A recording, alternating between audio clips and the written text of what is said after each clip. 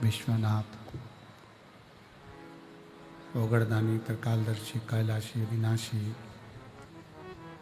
भगवान शिव, जिनकी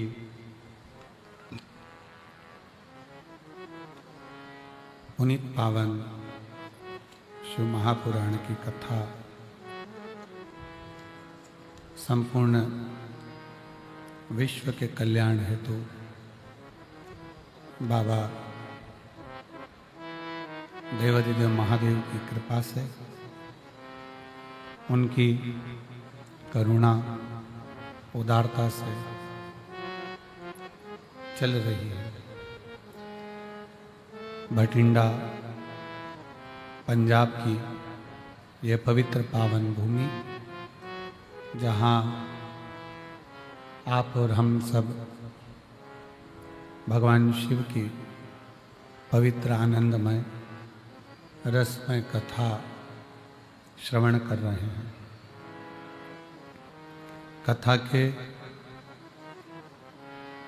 मुख्य यजमान श्री अमरजीत सिंह जी मेहता, अध्यक्ष Punjab cricket association, Shrimati Babita ji Mehta, Shri पदमजीत Singh ji Mehta, mayor Bathinda, सपना जी मेहता, भटिंडा पंजाब। एक बार जोरदार ताली बजाकर यजमान परिवार के लिए साधुवाद।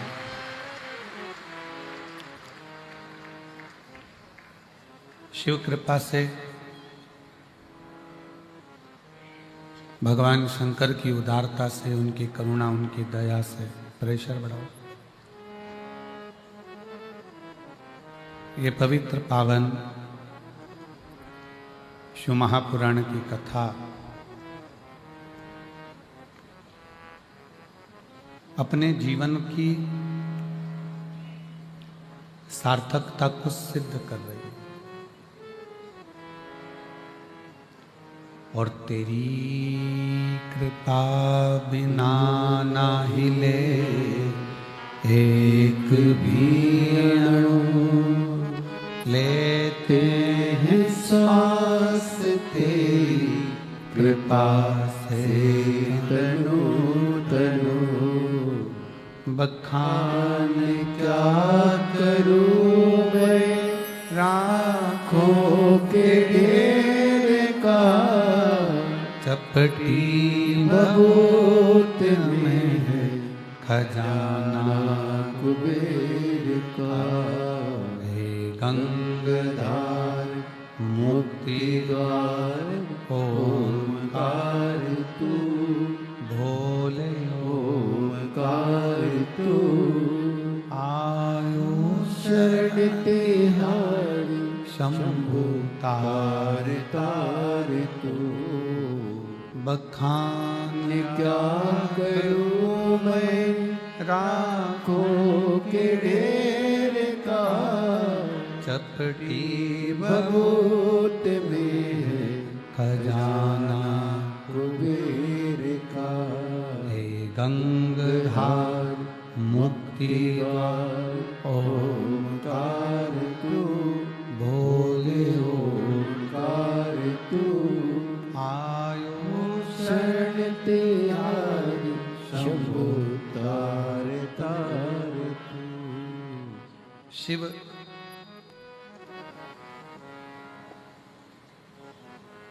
संपूर्ण विश्व का कल्याण करने वाले हैं।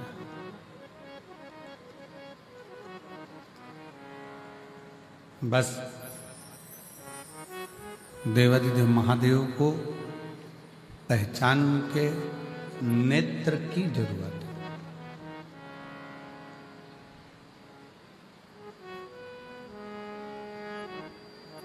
एक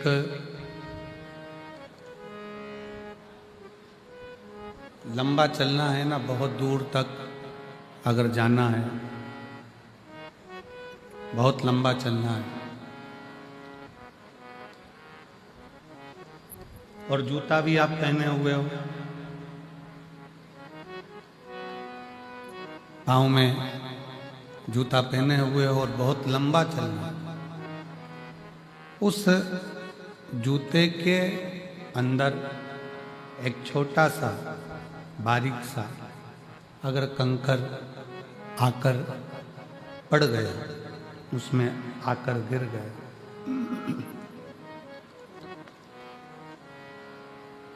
वो जूते के अंदर अगर एक छोटा सा भी कंकर आकर पड़ जाता है, गिर जाता है, रह जाता है, तो आप बहुत दूर तक नहीं जा सकते। कितना भी प्रयास करें,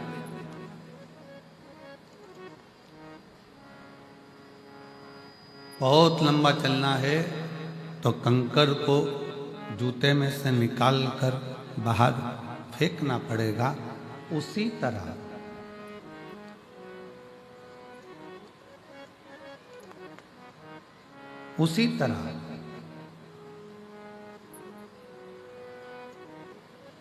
जूते में से अगर कंकर निकाल कर नहीं फेंका तो बहुत लंबा चल नहीं पाओगे। जिंदगी भी ऐसी ही है, मन में से अगर अहंकार निकाल कर नहीं फेंका तो मंजिल तक नहीं पहुंच पाओगे।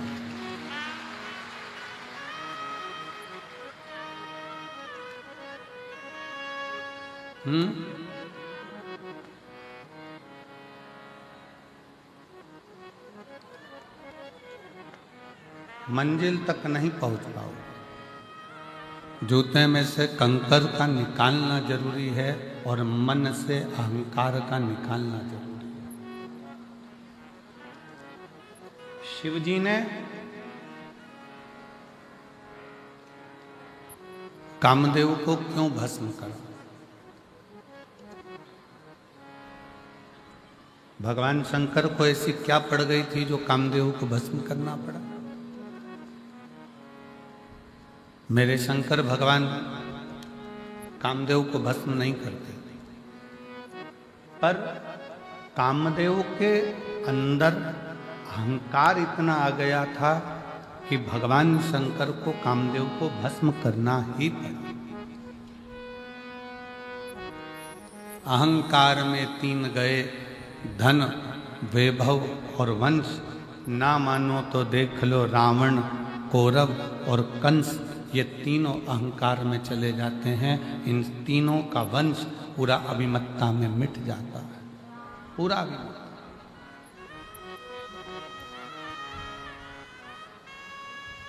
शिव को अभिमत्ता प्रिय नहीं। शंकर भगवान को तुम्हारा अहम, तुम्हारा अहंकार प्रिय नहीं।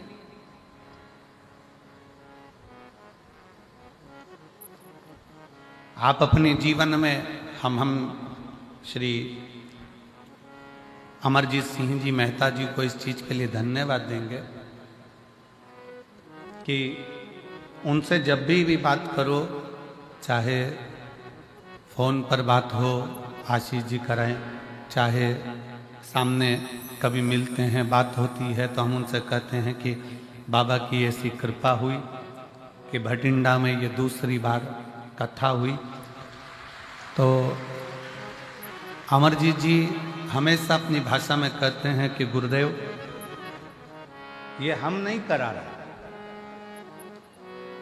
और मैं उनके बेटे को भी यही कहूँगा, पदम जी को, कि उनके मुख से भी यही शब्द निकलता है कि गुरुदेव, ये कथा, ये सत्संग, ये संगत हम नहीं करा रहे। ये तो कहीं स्वयं भटिंडा की भूमि पर, ये भटिंडा में रहने वाले रहवासियों के कोई पुण्य प्रबल हुए होंगे तो इन्होंने ये कथा करा।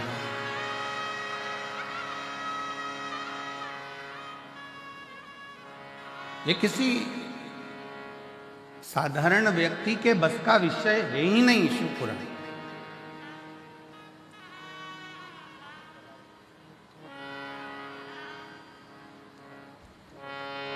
शंकर भगवान की पुराण को करवाने के लिए भगवान शंकर पूरा छलनी से छान लेते हैं और फिर जान लेते हैं कि ये सही है, करवा पाएगा कि नहीं करवा पाएगा, तब करवा पाते हैं।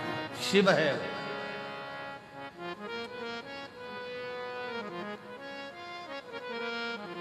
ओगड़दानी।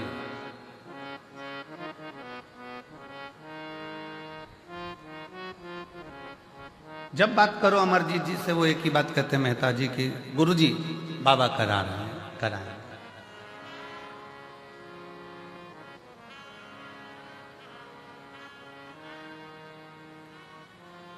वाहे गुरु जी का खालसा, वाहे गुरु जी की फतेह। करा रहे हैं, वो कराने वाला है, करा रहा है। इसमें हम नहीं, भगवान शंकर कामदेव को जलाकर इसलिए भस्म कर रहे हैं क्योंकि कामदेव के अंदर ये अहंकार आ गया था कि मैं शंकर की समाधि को तोड़ सकता हूं, मैं शिव की समाधि को तोड़ सकता हूं। मैं शब्द, मेरा संबोधन अहमता की निशानी है।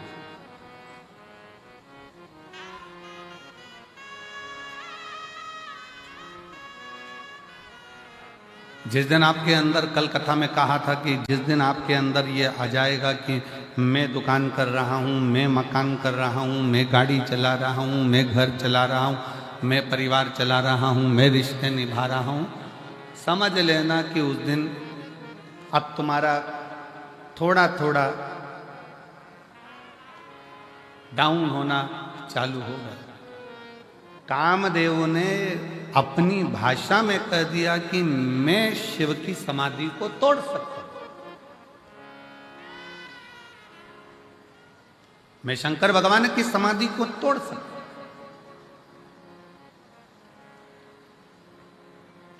मेरी जीजियों, मेरे जीजाओं, मेरी बेटियों, बेटाओं, मेरी माताओं, मेरे भाई, मेरी बहनों, एक बात बहुत सावधानी से सुनना।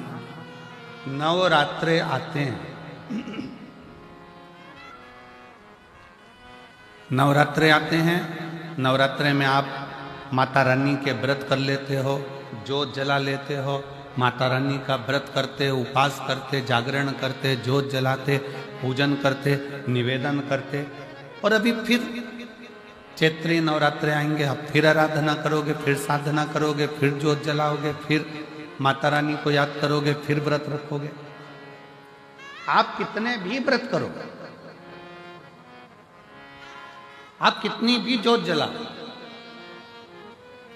आप कितना भी जागरण करो, पर 4 लोगों के सामने जाकर ये कभी मत कहना कि मेरे जैसा व्रत कोई नहीं कर सकता, मेरे जैसा जागरण कोई नहीं कर सकता, और मेरी जैसी जोत कोई नहीं जला सकता। ये अभी मत कहो।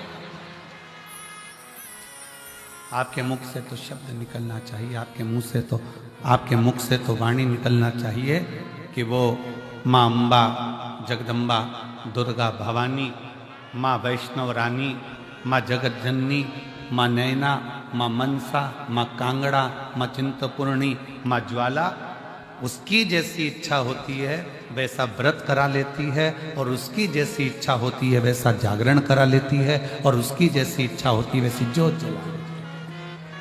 हमारी सामर्थ्यता नहीं है।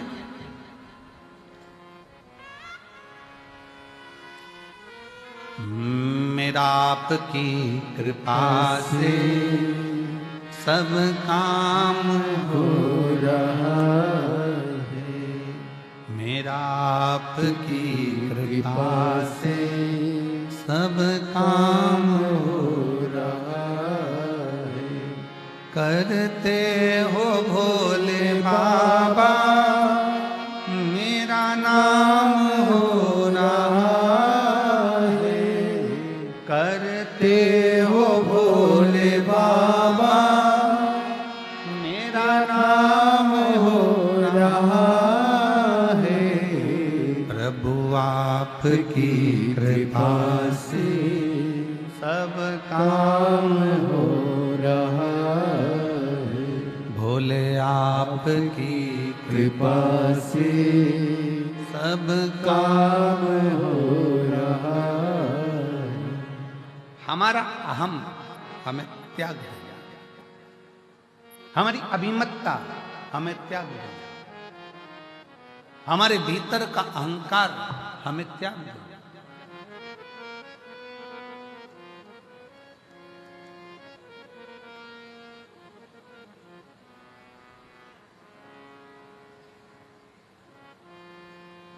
कितना सुंदर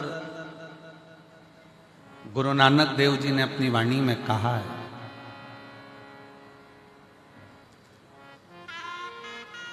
कि जब संगत आवे, जिस समय पर दरवाजे पर कोई संत, कोई साधु, कोई सन्यासी, कोई तपस्वी, कोई साधक, कोई उपासक, कोई भक्त, कोई दीन, कोई दुखी तुम्हारे दरवाजे पर आवे, गुरु नानक देव जी अपनी वाणी में कहते हैं कि उस रब की सेवा से बड़ी सेवा होती है किसी गरीब को, भूखे को भोजन कराने की सेवा।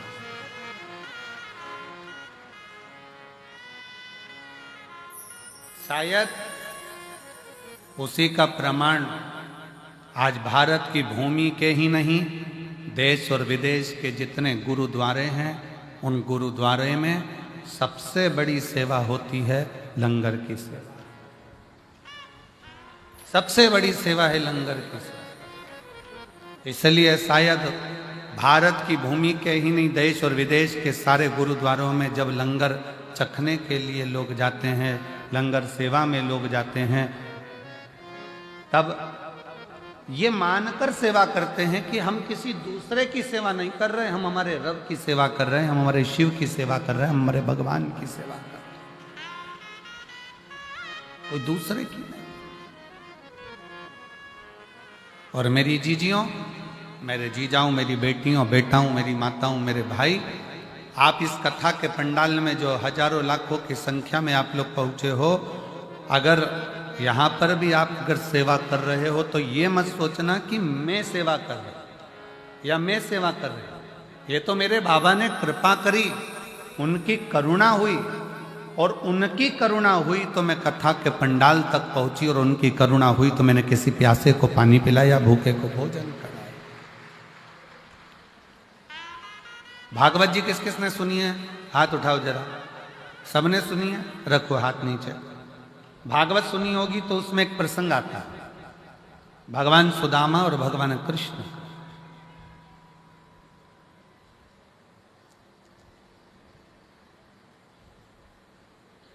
सुदामा जी की धर्म पत्नी सुदामा जी से रोज कहती है कि तुम कृष्ण के दरवाजे जाओ,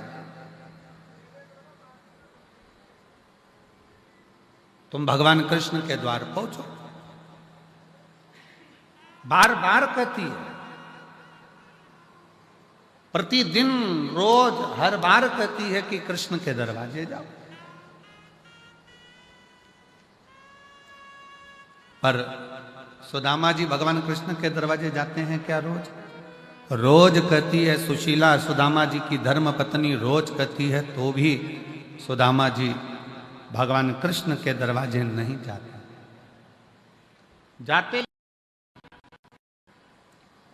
फिर कहा, बहुत दुख का जीवन चल रहा था सुदामा जी का, बहुत तकलीफ की जिंदगी चल रही थी, बार बार कहा गया, पर सुदामा जी भगवान कृष्ण के दरवाजे नहीं जाते। फिर एक दिन सुशीला ने, सुदामा जी की पत्नी ने कहा कि तुम रुको, मैं पड़ोसी के घर से कुछ लेकर आती हूं। पड़ोसी के घर से तंदूल मांग कर लाई, पल्लू में बांध कर सुदामा जी को दिया। सुदामा जी ने वो तंदूल, वो चावल अपनी बाजू में दबाया और दबाकर लेकर चले गए। ध्यान देना, सुदामा जी के पल्लू में पुण्यमय तंदूल आया तो सुदामा द्वारकाधीश के पास पहुंचे। शिव महापुराण की कथा कहती है, जब हमारी जिंदगी में कोई पुण्य हमारे पल्ले में आता है, तब जाकर हम शिव महापुराण की कथा तक पहुंच पाते हैं।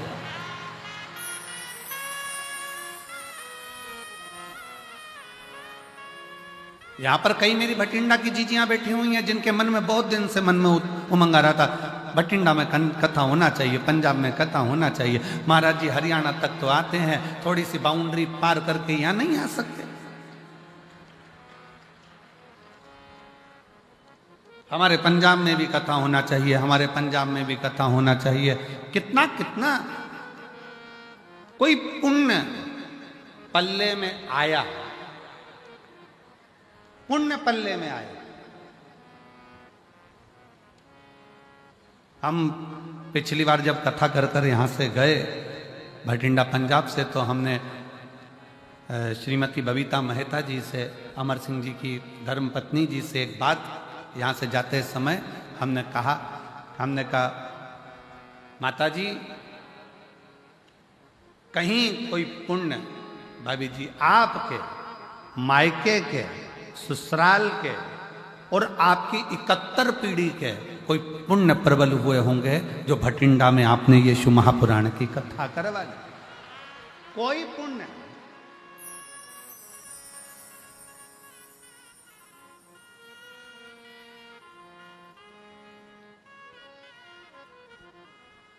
और मैंने तेरे ही भरोसे बाबा, तेरे ही भरोसे हवा विच उड़ती जावांगी बाबा, डोर हटो छड़ीला मैं कटी जावांगी, भोले में तेरी पतन, शंभो में तेरी पतन, हवा बिच उड़ती जागी बाबा, डोर हटो छड़ीला मैं कटी जावागी। कोई पुण्य हमारे प्रबल होंगे। सुदामा जी के पल्लू में जो तंदूल पड़ोसन के घर का आया, चावल पड़ोसन के घर का आया, वो तंदूल जो सुदामा जी लेकर गए, पड़ोसन के घर का पुण्य सुदामा जी के पल्लू में आ गया। और वो पुण्य इतना प्रबल था कि उस पुण्य के बल पर सुदामा जी द्वारकाधीश के सामने जाकर खड़े हो गए। हमको इधर पंजाब का तो नहीं मालूम, पर हमारे मध्य प्रदेश में एक रीति चलती है कि दिवाली के समय पर, होली के समय पर, बैसाखी के समय पर, लोहड़ी के समय पर हमारे उधर ऐसी रीत चलती है कि हमारे घर से मिठाई दूसरे के घर जाती है और दूसरे के घर से मिठाई हमारे घर आती है। अब हमें पंजाब का तो नहीं मालूम, पर हमारे उधर तो ये रीत चलती है। इधर भी चलती है क्या? इधर भी है। अच्छा, फिर तो तुम हमारे जैसे ही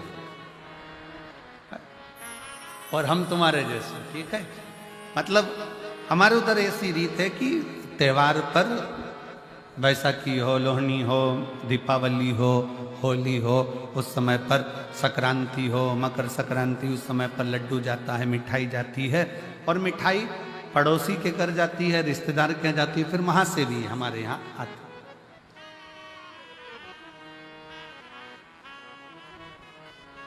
और जितनी अच्छी अपने घर की नहीं लगती उतनी पड़ोसी के घर की लगती है। हमारी मासी जी के यहाँ से आई, मामा जी के यहाँ से आई, काका जी के यहाँ से आई, काकी जी के यहाँ से आई, वहां से आई। अच्छा, ऐसा प्रसंग नहीं है कि पड़ोसी के घर की ही मिठाई ठीक लगे, अपने घर भी अच्छी बनती है, पर ऐसा लगता है कि वहां से आई।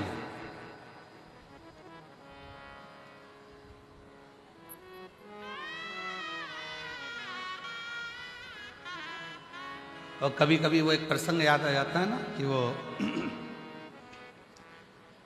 एक लड़के के पिताजी मर गए। लड़के की माँ ने कहा, बेटा चल हरिद्वार में चल के पिंडदान करना। चल। माँ और लड़का दोनों हरिद्वार पहुंच गए। घाट पे पंडित जी ने पिंडदान करवाया।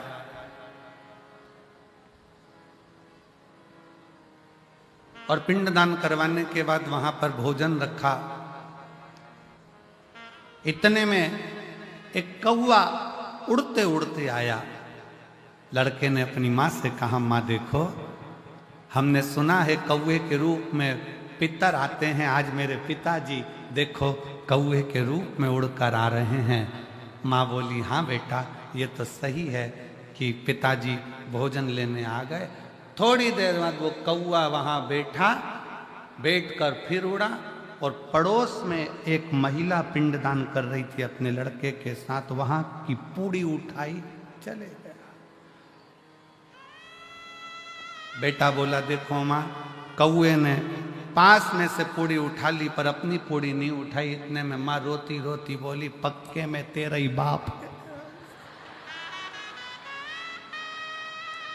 पक्के में तेरा ही बाप है। कभी उनको अपने घर का पसंद ही नहीं आया, जब भी खाया पड़ोसी के घर ही खाया। ये तेरा ही बाप है, ये निश्चित हो गया, ये पक्का हो।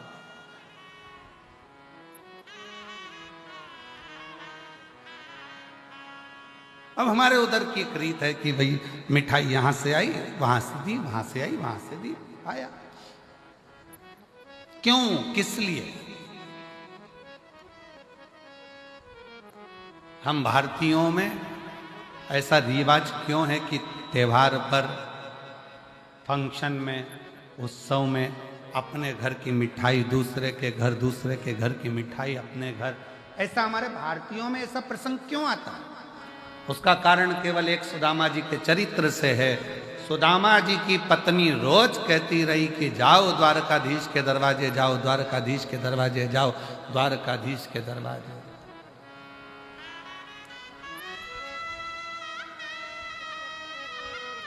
और सुदामा रोज विचार करते हैं कि जाऊंगा। अच्छा, सुदामा जी की पत्नी जैसी दुनिया में किसी की पत्नी भी नहीं हो सकती। कथा कानून भले सुदामा जी की पत्नी को थोड़ा सा गुस्सेल बताते हैं, क्रोधीला बताते हैं, पर शिव महापुराण की कथा कहती है सुदामा जी की पत्नी जैसी दुनिया में कोई पत्नी नहीं हो सकती, जो अपने पति से रोज कहती है जाओ द्वारकाधीश के दरवाजे जाओ, जाओ द्वारकानाथ के दरवाजे जाओ, जाओ द्वारकाधीश के दरवाजे जाओ। दुनिया में ऐसी पत्नी कम होती हैं जो अपने पति को रोज भगवान शंकर के मंदिर भेज दे। दुनिया में ऐसी पत्नी कम होती हैं जो रोज अपने पति को भगवान के दरवाजे पर भेज दे, सत्संग में भेज दे। सुबह से सुदामा जी की पत्नी उठती थी और रोज कहती थी द्वारकाधीश के पास जाओ, और एक आज की पत्नी सुबह से उठते से कहती है जाओ दूध की थैली लिया।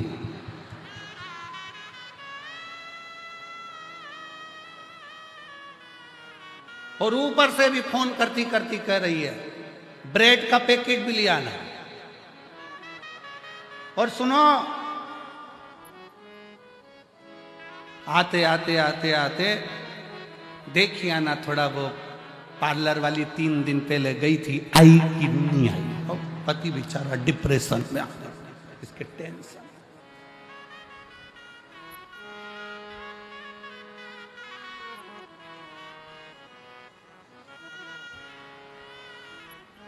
सुदामा जी की पत्नी रोज कहती है, पर सुदामा जाते नहीं है। शिव महापुराण की कथा कहती है जब तक पल्ले में पुण्य एकाग्रित नहीं होगा तब तक भगवान के दरवाजे, सत्संग में गुरु के दरवाजे तब तक आप नहीं पहुंच सकते जब तक आपके पल्लू में पुण्य ना हो। इसलिए हमारे भारतीयों में रीत है, पड़ोसी के घर से मिठाई आती है, हम पड़ोसी के घर मिठाई देते हैं कि हो सकता है हमने जितना भजन करा हो, हमने जितना पुण्य करा हो, उससे 4 गुना ज्यादा भजन पुण्य किसी पड़ोसी ने करा होगा, तो उसका पुण्य हमारे खाते में आएगा और हम भी पार उतर जाएंगे। इसलिए उसकी रीत हमारे यहाँ आजमाई।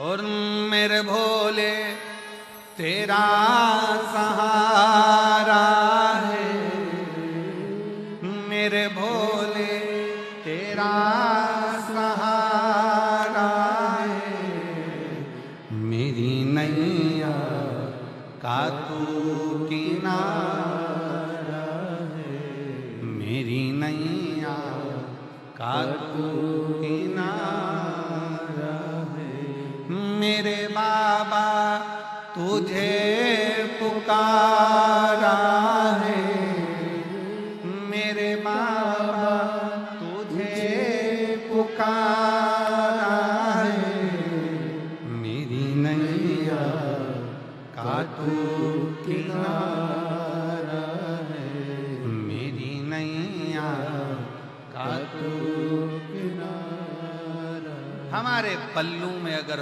पुण्य है तो हम सत्संग में गए हैं, हमारे पल्लू में अगर पुण्य है तो हम गुरुद्वारे गए हैं, हमारे पल्लू में अगर पुण्य है तो हम शिव के द्वारे गए हैं, हमारे पल्लू में अगर पुण्य है तो हम माता रानी का दर्शन करने गए हैं, हमारे पल्लू में अगर पुण्य है तो हम भगवान का भजन कर रहे हैं। अगर पुण्य नहीं है तो हम भजन भी नहीं कर सकते।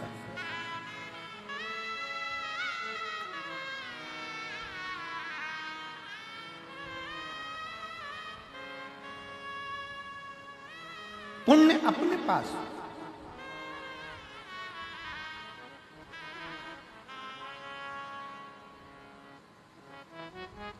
अब पुण्य कैसे कमाओगे? शिव महापुराण की कथा कहती है, हमने पहले भी कथा में कहा, ये कौन सा हाथ है? सीधा। ये कौन सा हाथ है? जम के बोलो, उल्टा। पुण्य का काम कैसे करते हो? जम के बोलो जरा, सीधे हाथ। एक दिन इस उल्टे हाथ को बड़ा बुरा लगा कि जो भी कुछ करे तो यही करे, हवन करे तो ये, दान करे तो ये, पुण्य करे तो ये, सत्कर्म करे तो ये, अपन तो बेकार में पैदा हुआ। इस उल्टे हाथ को थोड़ा सा बुरा लगा। एक ही एक बहू अगर सब काम करे तो दूसरी बहू को तो बुरा लगता ही कि बताओ, सास एक ही एक को पूछ रही है, सास एक ही एक को काम बता रही है, हम तो बुरे, हमारा क्या काम? इस हाथ को बड़ा बुरा लगा कि मैं काहे के लिए पैदा हुआ, क्या काम का मैं? जब सीधा ही सीधा हाथ सब काम करे, हवन करे, पूजन करे, अर्चना करे, दान करे, भोजन करे, सब कुछ करे, सीधे हाथ से करे, ये उल्टा तो किसी काम का नहीं है। एक दिन ये उल्टा हाथ एक गुरु के पास पहुंच गया और गुरु जी से कहा, गुरुदेव, भगवान ने मुझे पैदा ही क्यों करा? मैं किसी काम का ही नहीं हूं, सारा पुण्य तो इसके खाते में जा रहा है, मैं करूं तो करूं क्या? इतने में गुरु ने कहा, चिंता मत कर, तेरा नाम उल्टा हाथ है, मतलब तू किसी काम का नहीं है। फिर भी अगर तू एक काम कर, जो सीधा हाथ काम करे ना, तो तू इसको टच कर लिया कर। टच करेगा तो वो पुण्य के साथ तुझे भी थोड़ा थोड़ा पुण्य मिलना प्रारंभ हो जाएगा और तेरा कृतार्थ, तेरा कल्याण हो जाए। ये आप सब लोग क्या कर रहे हो? अगर अमरजीत सिंह मेहता जी कथा करा रहे हैं या उनकी पूरी टीम कथा करा रही है तो उनके साथ सब मिलकर क्या कर रहे हो?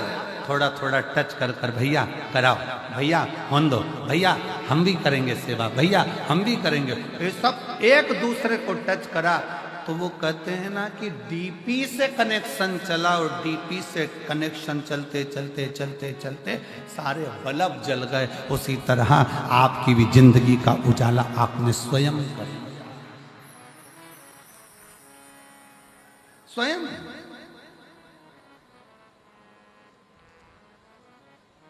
भगवान शंकर की अविरल भक्ति, भगवान शिव की अविरल भक्ति का फल आपको प्राप्त, शिव तत्व आपको प्राप्त। और शंभु शरणे मांगू घड़ी रे, दुख काटो दया करीन दर्शन आपो। अगर हम बहुत बड़ा आयोजन नहीं कर सकते, हम बहुत बड़ा कार्य नहीं कर सकते, हम बहुत बड़ा उत्सव नहीं कर सकते, तो जो बड़ा उत्सव, बड़ा कार्य अपने नगर में, अपने शहर में कोई सत्कर्म हो रहा हो, कोई सेवा का काम हो रहा हो, तो अपन नहीं कर सकते तो कम से कम जाकर खड़े होकर इस शरीर के द्वारा थोड़ा सा भी स्पर्श कर लेंगे तो उससे भी अपन पार उतर सकते हैं, पार लग सकते।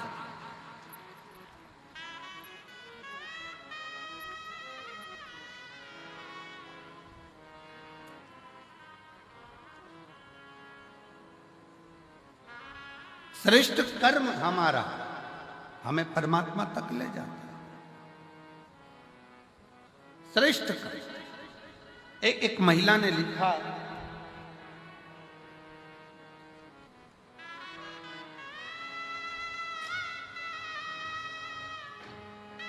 मैं बबीता काम्बोज सहारनपुर। सहारनपुर कहाँ पर है? यही है आसपास है? यूपी सहारनपुर। सहारनपुर की रहने वाली हूँ। कहीं बैठी हो? आप ही हैं? आ जाओ, बेलपत्र लेकर जना आ जाओ। मैं सहारनपुर की रहने वाली हूँ, बबीता काम्बोज। मेरा मोबाइल नंबर ये है। गुरुदेव, मैं वर्णन करना चाहती हूँ, जब पहला कोविड आया था 19 का, तब मेरे पति को कोविड हुआ और उनकी दोनों आंखें चली गई। दोनों आंखों से दिखना बंद हो गया।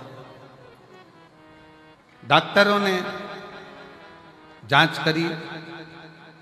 जांच करने पर डॉक्टरों ने कह दिया कि वो कोविड के कारण इनकी आंखों की नली सूख गई है, उसके कारण इनकी आंखों की रोशनी मुश्किल है किया। एक जगह पर दिखाया, मन नहीं माना। तब हम फिर चंडीगढ़ ले गए। चंडीगढ़ में पीजीआई में दिखाया, गुड़गांव में दिखाया, हरिद्वार में दिखाया, दिल्ली में दिखाया। ऐसे जगह जगह पर हम हमारे पति को लेकर गए, पर डॉक्टरों ने मना कर दिया कि इनकी आंख जो कोविड का असर हुआ है उसके कारण बस इनके दोनों नेत्र की नसें सूख चुकी है, ये रोशनी अब आएगी। किसी ने चेन्नई का कहा, वहां दिखाया, पर रोशनी आंखों की नहीं है। अब आखिरी में हम हार गए।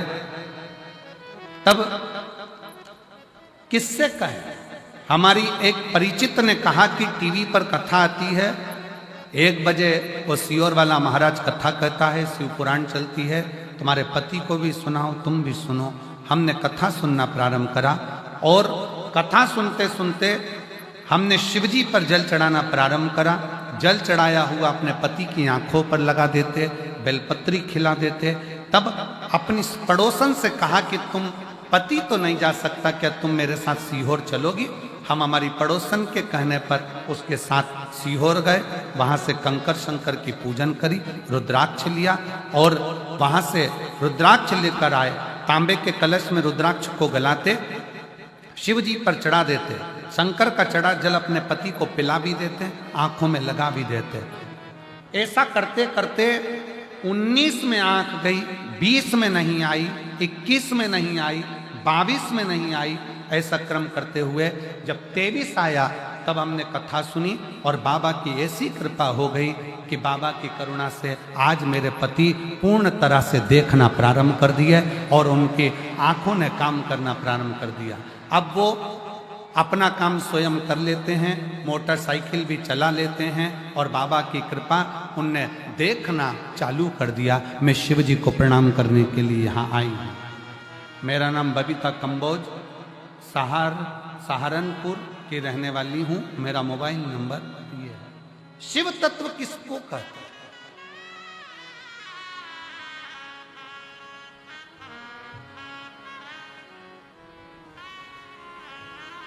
शंकर की भक्ति किसको कहते हैं? शिव की उदारता किसको कहते हैं? कुछ नहीं बने ना। कोई अच्छा काम कर रहा है, कोई यज्ञ कर रहा है, कोई अनुष्ठान कर रहा है, कोई पूजन कर रहा है, कोई अर्चना कर रहा है, कोई सेवा कर रहा है।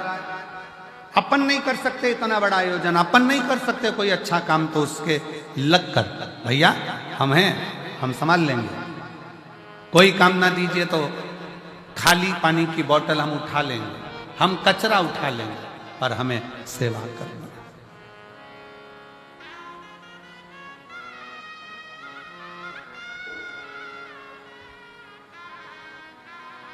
और भला किसी का कर न सको तो बुरा किसी का मत करना। फूल नहीं बन सकते तो फिर कांटे बनकर मत। अच्छा करिए, अच्छी सोच रखिए, अच्छे विचार रखिए।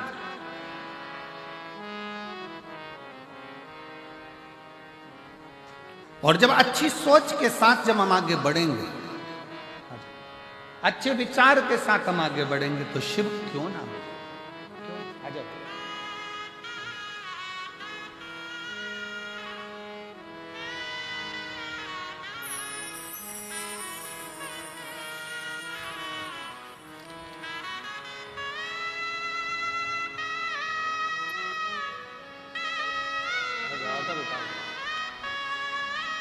रोते नहीं, अब तो आंख के आगे बाबा की कृपा है ना, रोना आंसू पहले पोछो, आंसू पोछो पहले।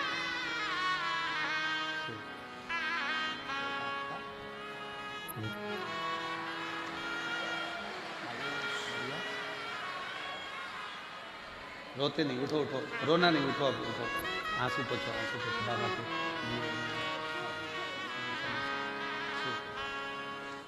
पति की आंखें पहले कोविड में चली गई, देखना बंद कर दिया, नेत्र नहीं। डॉक्टरों ने जवाब दे दिया था, चंडीगढ़ के पीजीआई कॉलेज के, गुड़गांव के, हरिद्वार के, चेन्नई के, दिल्ली के, सब ने मना कर दिया था, आंखें नहीं आएगी क्योंकि नसें सूख गई। पर अरे तेरा ही दिया मैंने खाया पिया रे, तेरा शुक्रिया रे, तेरा शुक्रिया रे। अब वो मोटरसाइकिल भी चलाते हैं, अपना काम भी करते हैं और दुकान भी संभाल लेते हैं। अब उनको पूरा दिखना प्रारंभ हो गया। ये शिव है।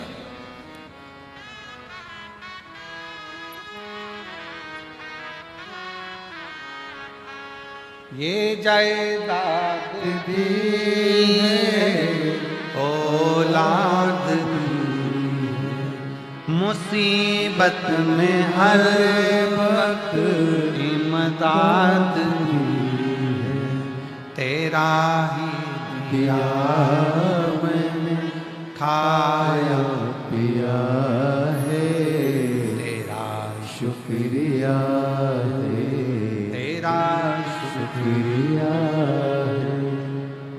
उसकी आराधना करें बिना किसी आडंबर के, बिना किसी दिखावे के।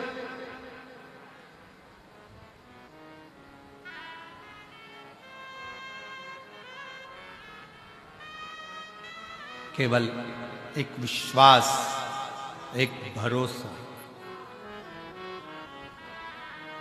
एक विश्वास, एक भरोसा, और उस विश्वास और भरोसे के बल पर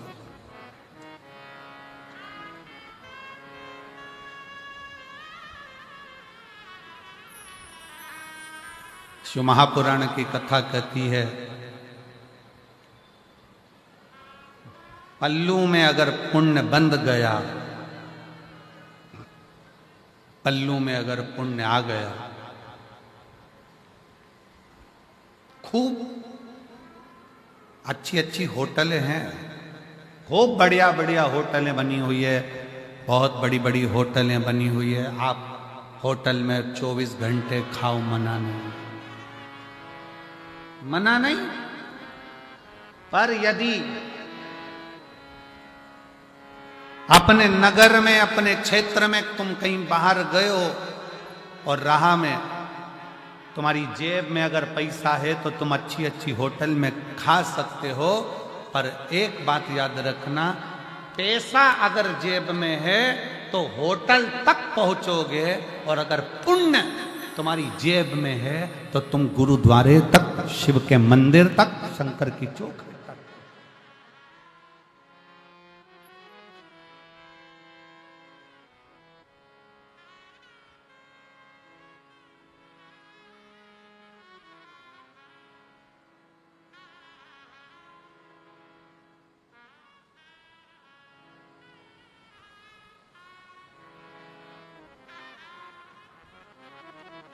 जेब में है तो पहुंच। एक बार की बात है, लगभग 15 साल हो गए होंगे, 15 साल से भी लगभग ज़्यादा हो गए होंगे, 15-16 साल के करीब में हो गए होंगे। हम बद्रीनाथ जा रहे थे, बद्रीनाथ जाते जाते बीच में रास्ता में थोड़ा सा पहाड़ पर्वत धंस गया वो और निकलने का रास्ता बंद हो गया।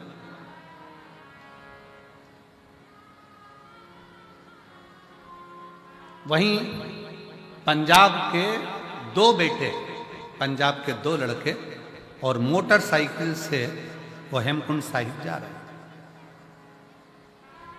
और पंजाब के वो दोनों बेटे जो हेमकुंड साहिब जा रहे थे, उन्होंने देखा कि यहाँ रास्ता बंद पड़ा हुआ है और सब लोग परेशान हैं, बच्चे भी परेशान हैं। वो दोनों लड़के गाड़ी को खड़ा करे, मोटरसाइकिल को साइड में, बुलेट को, और वो दोनों लड़कों ने तुरंत पत्थर उठा कर उस रास्ते को क्लीन कर, रास्ता साफ कर।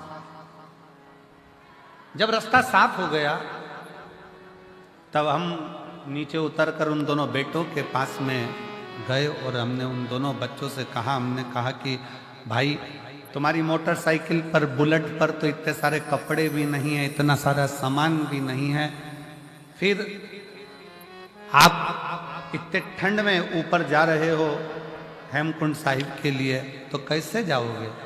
तो कहा महाराज जी वहां सारी व्यवस्था है, सब व्यवस्था।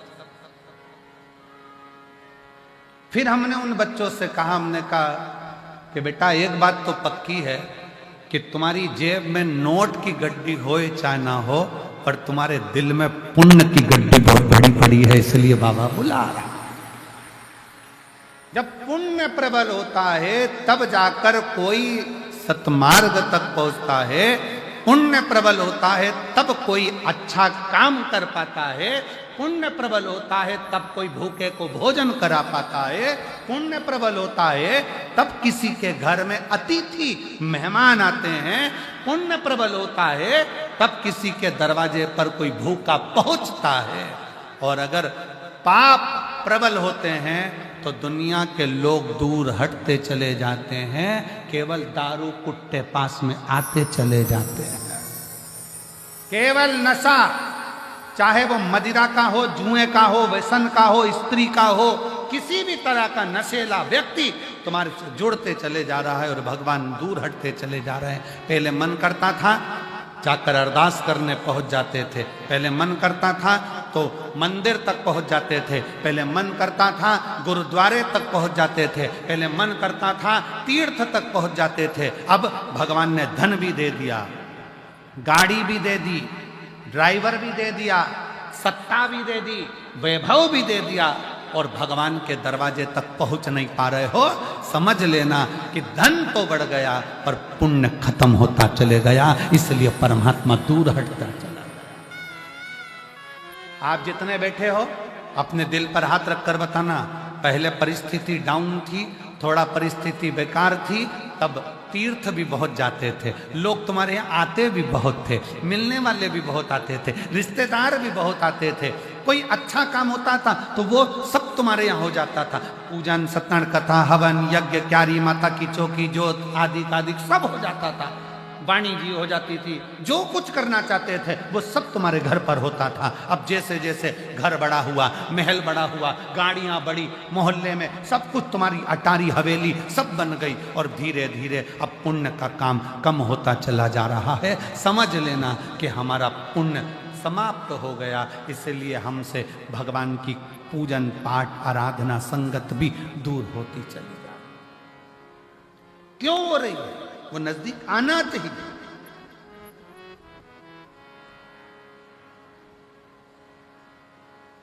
पहले छोटा सा घर था, मेहमान ज्यादा आते थे, घर बड़ा हो गया, मेहमान जाना चालू हो गया, मेहमान नहीं आते।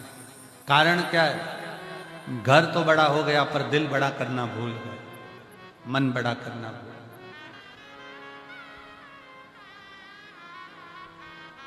हृदय को बड़ा रखे,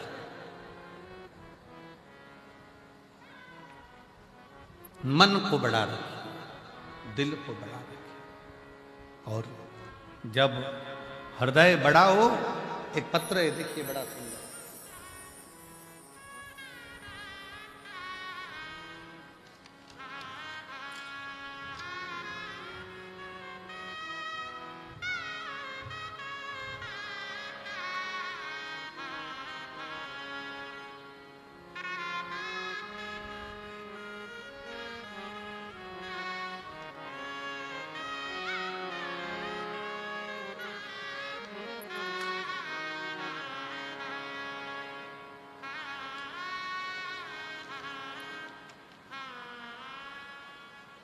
मेरा नाम आरती, पति का नाम अखिल, पिता सुरेश कुमार रंगीला। मोबाइल नंबर ये है, निवासी नूरपुरा ढाणी, तहसील सादुल शहर, जिला गंगानगर, राजस्थान से आई हैं। कहीं बैठी हैं? आ जाओ बच्चे को। गुरुजी, एक लोटे जल का मैं क्या वर्णन करूं।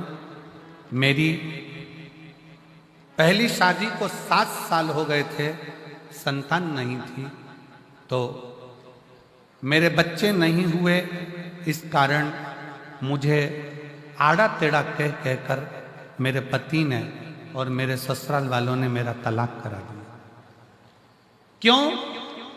क्योंकि डॉक्टर के हिसाब से मुझे कह दिया गया कि मैं मां नहीं बन सकती, संतान नहीं हो सकती। गुरुदेव, मेरा तलाक हो गया। फिर बाबा से प्रार्थना करी, मेरी दूसरी शादी हो गई। दूसरी शादी होने के बाद गुरुजी फिर 6 महीना, 8 महीना, 1 साल, 1.5 साल, 2 साल निकलते गए, पर संतान का सुख नहीं। आखिरी में वापिस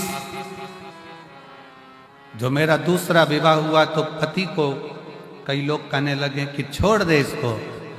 इसके पहले पति ने भी इसको इसलिए छोड़ा क्योंकि इसको औलाद नहीं हुई, तू भी छोड़ दे। तब डॉक्टरों को दिखाया, डॉक्टरों ने तो मना करा, पर आखिरी में उसी हॉस्पिटल में एक दरवाजे पर एक प्यून खड़ा था। उस प्यून के कहने पर मैंने शंकर को मंदिर में जाना प्रारंभ करा, 1 लोटा जल चढ़ाना प्रारंभ करा, और आस्था चैनल पर जो कथा आ रही थी उस कथा को सुनना प्रारंभ करा।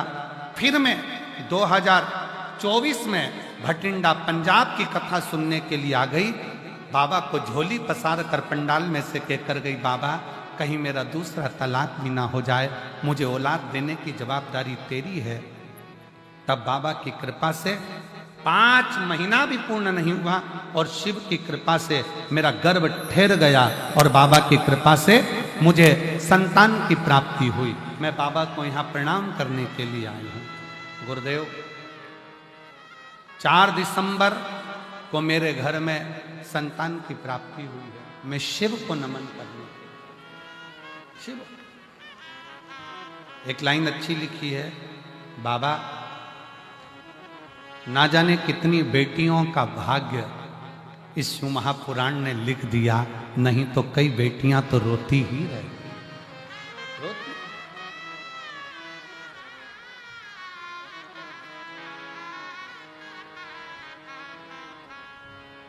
फिर निवेदन करूंगा, ना जाने कौन सा पुण्य अमरजीत जी, बबीता भाभी जी को, पदमजीत जी को बहुत बहुत साधुवाद दूंगा। ना जाने कौन सा पुण्य आपका और ना जाने कौन सा पुण्य इस भटिंडा वालों का प्रबल हुआ होगा, जो शिव महापुराण की कथा इस भटिंडा पंजाब में पहुंची। पुण्य है ये हमारा।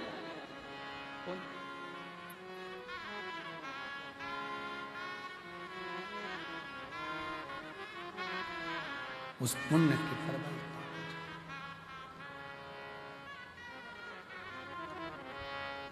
जब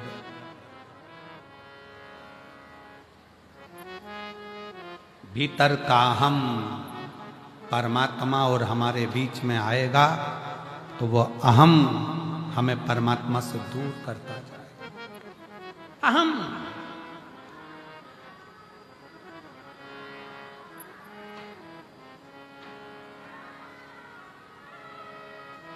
कल परिवार में से खबर आई कि एक मांगलिक कार्य है और उस मांगलिक कार्य को 11 तारीख का वो मांगलिक कार्य है, तो उसमें आना जरूरी है। और परिवार का कार्य, तो हमने अमरजीत जी से कहा कि भैया आशीष को खबर करी कि ये मैसेज अमरजीत जी को दे दो कि कथा जो 7 दिन की है वो कथा 5 दिन में पूर्ण करेंगे, और कथा जो 12 तारीख को पूर्ण होना थी वो 10 तारीख को हम पूर्ण करके 10 तारीख को हमें निकलना पड़ेगा। 11 तारीख और 12 तारीख का 2 दिन का परिवार में कार्य है और बहुत जरूरी है, उसमें जाना। अब वो खबर पद्म बेटा को मिली और पद्म बेटा पद्मजीत जी मेहता आशीष के पास आए कि आशीष भैया बात करना है। कहा क्या? कहे गुरुजी से बोलो ना कि 7 दिन की पूरी कथा करें। गुरुजी 5 दिन की कर रहे हैं। हमने आशीष जी से कहा कि पद्म को बोलो, बाबा फिर बुलाएगा। जो 5 दिन अगर मिले हैं ना, तो ये 5 दिन भी अपनी झोली इतनी भर लो कि अगले वर्ष फिर बाबा कृपा कर दे। इतनी कृपा। ये 5 दिन भी अगर मिले हैं तो जीवन के वो लक्ष्य बनाकर, वो आनंद बनाकर सुनो। और मेरा फिर भटिंडा वासियों से निवेदन है, आज कथा का दूसरा दिन हो गया, 3 दिन की कथा और है आपके पास में। ऐसा झोली पसार कर सुनना कि मेरे बाबा अगली बार हमें इतना देना कि हम भी शिव महापुराण की कथा इस भटिंडा शहर में करा सकते। ऐसी कृपा। श्रवण करो दिल से। पुण्य प्रबल होता है तब कहीं भगवान शंकर की कथा, कहीं गुरु की वाणी, कहीं संत की वाणी अपने जीवन में आती है, अपने जीवन। इसलिए निवेदन है, भटिंडा में जो लोग कथा श्रवण करने आ रहे हैं पंजाब में, वो ध्यान रखेंगे कि कथा 6 तारीख से चालू हुई है, वो 10 तारीख को विराम होगी। और आखिरी दिन की जो कथा है वो समय आप लोगों को तो हमेशा मालूम ही है। कौन सा समय रहता है? सुबह 8 बजे से 11 बजे तक समय रहता है। 11 बजे कथा विराम होकर मेरा बाबा आपकी झोलियां भरकर यहां से विदा लेकर चले जाओ। पुण्य के ये 5 दिन है, सुनो, धारण करो और अपने जीवन में उतारो।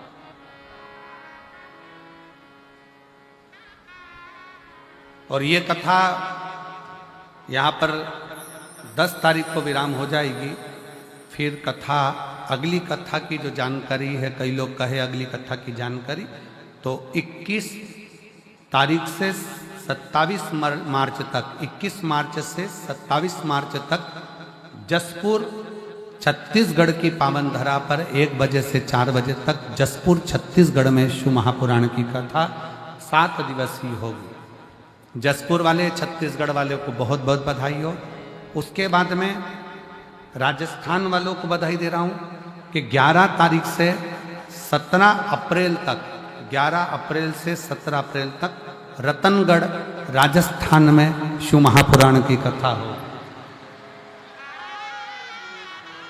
11 अप्रैल से 17 अप्रैल तक रतनगढ़ राजस्थान वालों को बधाई हो जो कथा मिली है। और बिहार वालों को भी बधाई दूंगा जिनको कथा 21 अप्रैल से 27 अप्रैल तक सिंहेश्वर बिहार में कथा होगी। उसके लिए बिहार वासियों को बहुत बहुत बधाई हो, बिहार के रहवासियों को बधाई हो। ये सभी कथाओं के क्रम चले। शिव तत्व है, उसको धारण। 5 दिन है भटिंडा के पास में, इसको दिल से, आनंद से, जितनी सेवा से, जितने भजन से, जितनी भक्ति से श्रवण कर सकते हो और जितने प्रेम से बाबा को पुकार सकते हो, पुकार।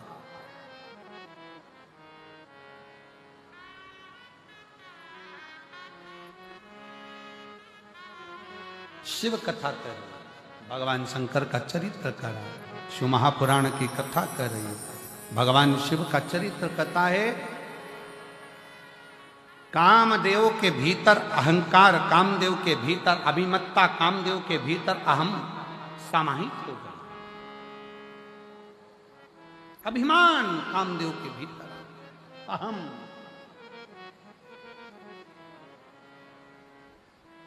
और जब कामदेव के भीतर अभिमत्ता समाहित हुई, अहंकार आया, मेरे शिव भस्म नहीं करते।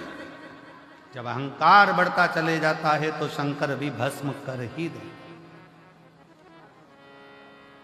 एक शिव जी का एक भक्त था जिसका नाम था प्रणत। क्या नाम था? प्रनद। शिवजी का परम भगत था। क्या करता था वो कि कभी भी जिंदगी में उसने अन्न को ग्रहण नहीं किया, अन्न खाता ही नहीं, पानी पीता, पेड़ों की पत्तियां तोड़कर भगवान का श्रृंगार करता और उसी पत्ती का सेवन करता।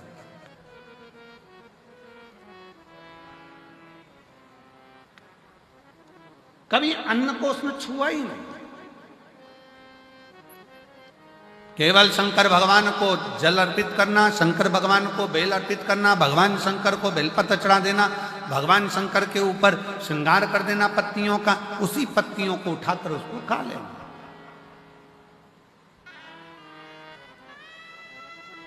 समय निकलता गया।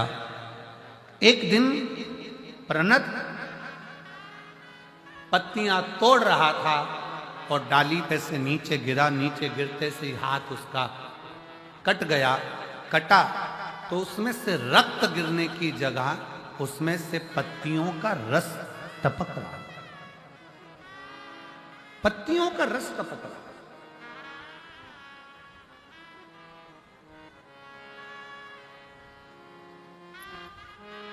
और जब पत्तियों का रस टपकते उस प्रणत ने देखा तो बड़ा खुश हुआ और खुश होकर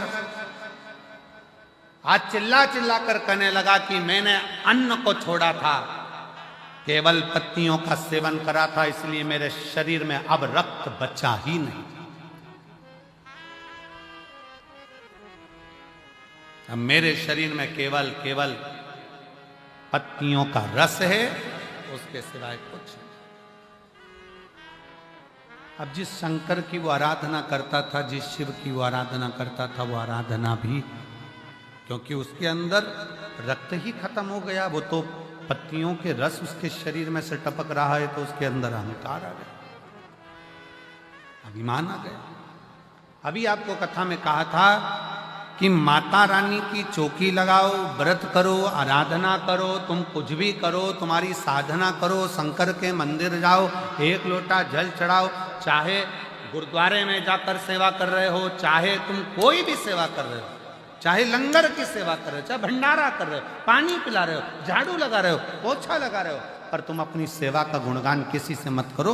अपने भीतर के अहंकार को अपने अंदर से निकाल कर बाहर फेंक दो। जब अहंकार अपने अंदर से निकल कर बाहर जाएगा तो निश्चित है कि परमात्मा को मिलने में देरी नहीं लग पाएगी, परमात्मा को मिलने में देरी नहीं होगी।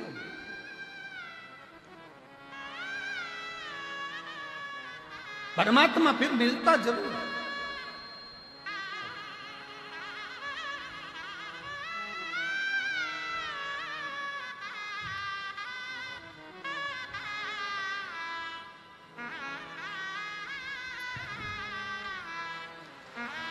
शंभो शंभो।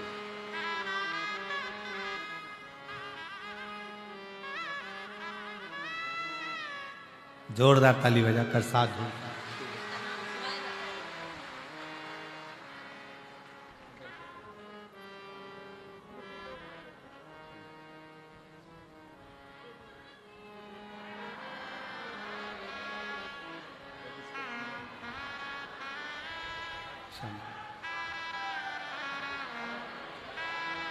शिव कृपा से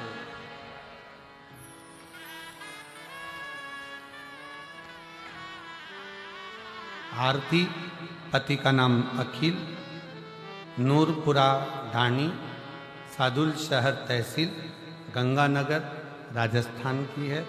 बेटी ने लिखा है 7 साल तक जब मुझे संतान नहीं हुई तो पति ने मुझे तलाक दे दिया परिवार वालों के कहने पर। दूसरी शादी हुई, संतान का सुख नहीं आया, तब हताश हो गई। लगा इनको भी दोस्तों ने कहना चालू करा कि छोड़ दे, तब मेरे पति ने मेरा साथ दिया और हमने भटिंडा की कथा को श्रवण किया और शिव जी से प्रार्थना करी, बाबा की कृपा से मुझे संतान की प्राप्ति हुई। शिव शिव है।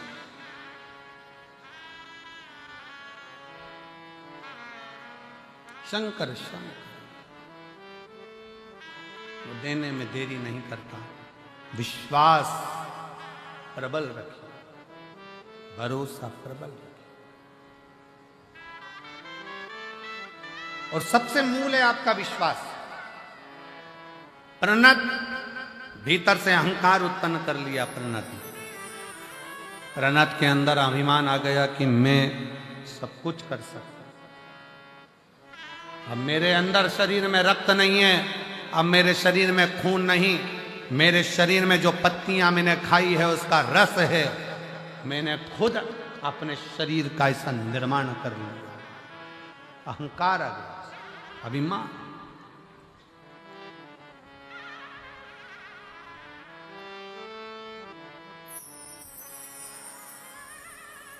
और फिर निवेदन है कि मत बुरे कर्म कर बंदे, वरना पछताएगा। भगवान की आंखों से तू बच नहीं पाएगा, तू बच नहीं पाएगा। अरे ओ अज्ञानी मत करना नादानी, अरे ओ अज्ञानी मत करना। नादानी। तेरे कर्म का फल भी तू ही पाएगा। जैसा किया तूने तेरे आगे आएगा। मत बुरे कर्म कर बंदे, वरना पछताएगा।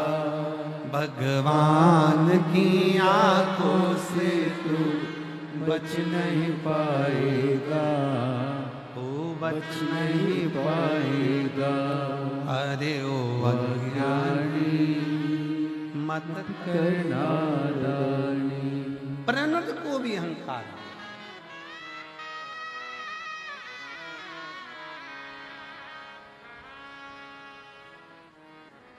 जो भगवान की भक्ति करने वाले हैं,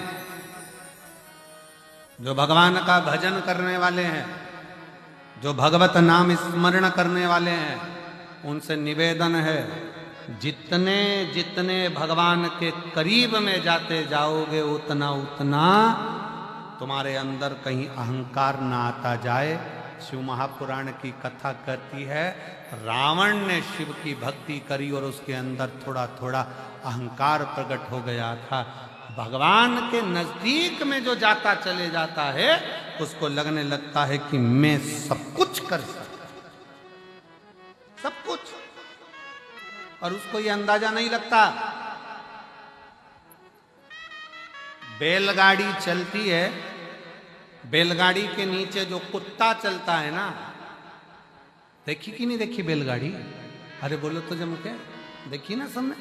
बैलगाड़ी के नीचे जो कुत्ता चलता है तो कुत्ता ये सोचता है कि बैलगाड़ी मैं चला रहा, पर कुत्ते को कौन समझाए कि बैलगाड़ी तू नहीं चला रहा, बैलगाड़ी बैल चला रहा।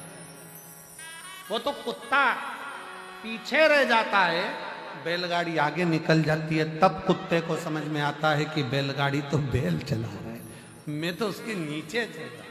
उसी तरह दुनिया के लोगों को लगता है कि मैंने करा, मैंने करा, मैंने करा, मैं कर रहा हूं, मैं कर रहा हूं। जिस समय पर काम बिगड़ता है और कोई नहीं आता, तब उस परमात्मा, उस रब के भरोसे पर काम सफल होता है, तब समझ में आता है कि वो कर रहा है, हम तो निमित्त,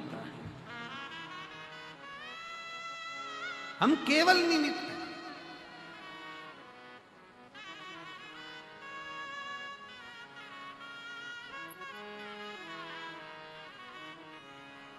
ओ पालन हारे निर्गुण हो तुमरे बिना हमरा कौन नहीं।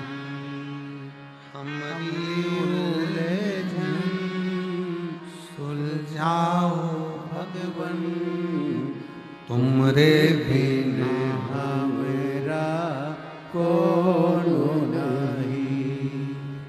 तुमरे बिना हमरा कौन हमको लग रहा है हम कर रहे हैं। हम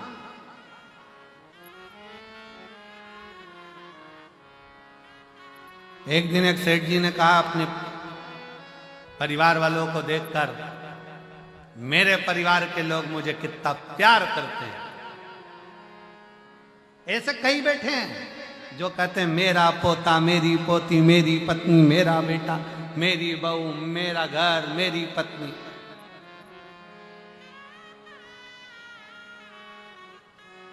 अगर मैं मर गया मेरे पीछे पूरा परिवार मर जाएगा। जैसे ही सेठ जी कह रहे थे इतने में उनके गुरु जी आ गए। अब गुरु तो गुरु है, और गुरु जी ने आकर तुरंत उसी समय पर, गुरुदेव ने आकर उसी पल, उसी घड़ी, उसी क्षण आकर कहा, सेठ जी क्या बात है? सेठ जी कह रहे हैं, गुरु जी मेरी पत्नी मुझे बहुत प्रेम करती है, मेरा परिवार मुझे बहुत प्रेम करता है, मेरे पोता पोती, मेरे बच्चे बहुत प्रेम करते हैं। अगर मैं मर गया तो मेरा परिवार पहले मर जाएगा। इतने में गुरु जी बोले, एक सीरियल का थोड़ा सा नाटक, थोड़ा सा टॉपिक हमको भी दिखा दो। एक बार मेरा मन है थोड़ी देर के लिए से चक्कर खा के नीचे गिर जाओ। हमें देखना है तुम्हारे मरने पर तुम्हारी पत्नी मरती कि नहीं मरती, तुम्हारे बच्चे मरते कि नहीं मरते। सेठ जी बोले, पागल हो गए गुरु जी, ऐसा कोई मरता है क्या? गुरु जी ने कहा, बस मेरा निवेदन है तुम मरो, मुझे देखना है क्या। और अगर मैं लुढ़क कर नीचे गिरा और मेरे परिवार को कुछ हो गया तो गुरु जी बोले, उसकी गारंटी मेरी, तुम मरो तो सही। अब इतने में सेठ जी बोले, ऐसे कोई मरता है? गुरु जी बोले, बस तुम तो ऐसे चक्कर खा के नीचे गिर जाओ, मैं डॉक्टर को बुलवाऊंगा, उसको कह दूंगा, डॉक्टर साहब तुम तो कह दो मर गया, और डॉक्टर को भी बाजू में रखूंगा, तुम चिंता मत करो, बस तुम तो देखना कि तुम्हारी पत्नी और बच्चे मर गए मेरे पत्नी बच्चे मेरे चक्कर में, तो वो मैं सब कर लूंगा, तुम मरो। सेठ जी ने चक्कर खा के नीचे गिर गए, डॉक्टर को बुलाया, डॉक्टर साहब ने कहा, सेठ जी के प्राण चले गए हैं, सेठ जी के प्राण छूट गए, वो मर गए। पत्नी धाड़ कर रोई, बच्चे धाड़ कर रोए, नई नई डिजाइन में रोए, खूब रोए। अब कोई मरता है तो लोग नई नई डिजाइन में रोते कि नहीं रोते? एक सास मर गई तो बहू रो रही थी, अरे अम्मा तुम मुझे छोड़ के चली गई, अरे अम्मा तुम मुझे छोड़ के चली गई, तुम मुझे छोड़कर माँ चली गई। पति बाजू में आकर बोला, चुपचाप रे। फिर रोई, अरे मम्मी मुझे भी साथ ले जाती। इतने में पति बोला, 4 व्हीलर लेके नहीं गई।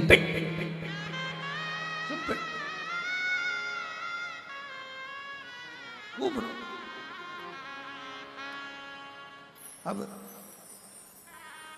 पत्नी रोई खूब चिल्ला चिल्ला कर। गुरुजी ने पूछा, क्या हो गया?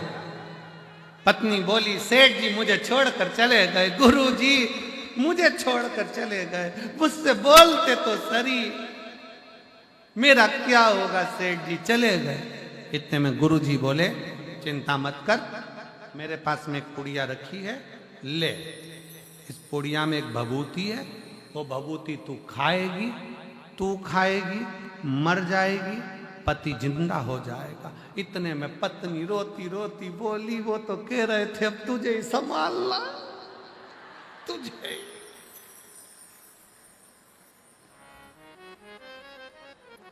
पति सो रहा था, उसने थोड़ी सी आंख जैसी खोली, मन में सोचा, मैंने तो ऐसा कभी नहीं बोला। उठने वाला था, इतने में गुरुजी ने चिमटा खोड़ दिया, पड़े रहे, पड़े। थोड़ी देर बाद बेटा रोया। गुरुजी ने पूछा, क्यों रो रहा है? पिताजी चले। पिताजी ये भी नहीं बताया कि किससे कितना लेना था। बाप को लग रहा है मर गया, वो नहीं दिख रहा, लेनदारी की पड़ गई। तू क्यों रो रहा है? पिताजी ने तो कि ये ले बूटी, तू खा ले, तू खाएगा तू मर जाएगा, तेरा बाप तेरा पिता जिंदा हो जाएगा। इतने में बेटा रोते रोते बोला, पिताजी कह रहे थे बेटा सारी दुकान अब तुझे ही देखना है, इनको शांति से जान दो, पिताजी को जान। बाप गुस्से में लाल हो गया, पिता गुस्से में लाल। छोटा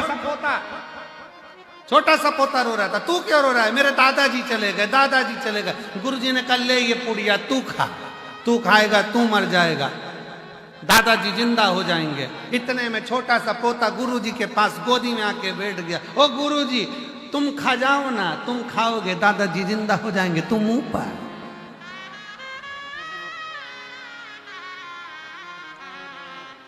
कौन है वावारी दुनिया, मतलब की दुनिया में किसी का कोई नहीं। कौन किसका? व्यर्थ। हृदय से बाबा को विनय करें, निवेदन करें, प्रार्थना करें।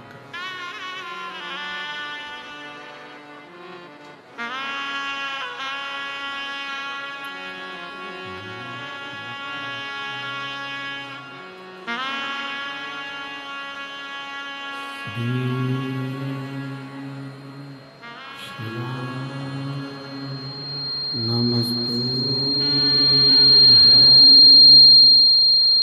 श्री शिवाय नमस्तु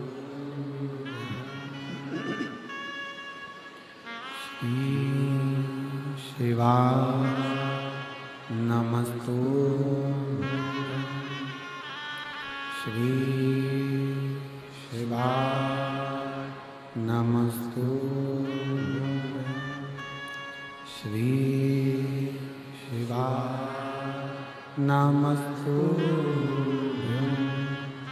महादेव भगवान शिव गोवर्धनी त्रिकालदर्शी कैलाशी विनाशी भगवान शंकर भूत भावन भूतेश्वर भगवान शिव, जिनकी पुनीत पावन कथा वर्णन करना।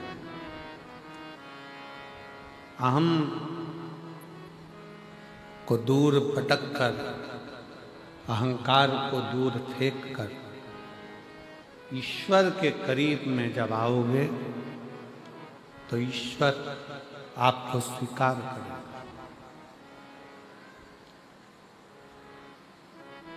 ईश्वर आपको स्वीकार करेगा। अहंकार रखकर ना सत्ता सुख देती है, अहंकार रखकर ना परिवार सुख देता है, अहंकार रखकर ना ज्ञान सुख देता है, अहंकार रखकर ना कुटुंब सुख देता है।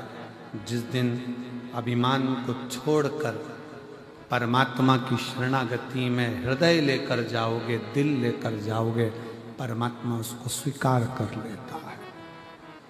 भगवान स्वीकार कर लेता है।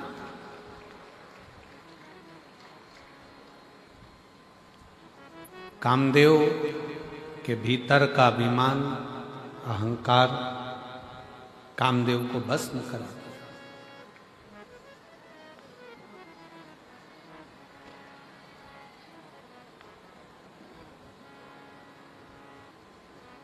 जिसमें कामदेव तो भगवान शंकर का साड़ू भाई है।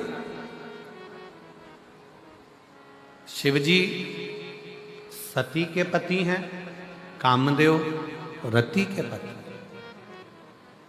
दक्ष प्रजापति की बेटी सती भी हैं, दक्ष प्रजापति की बेटी रति भी।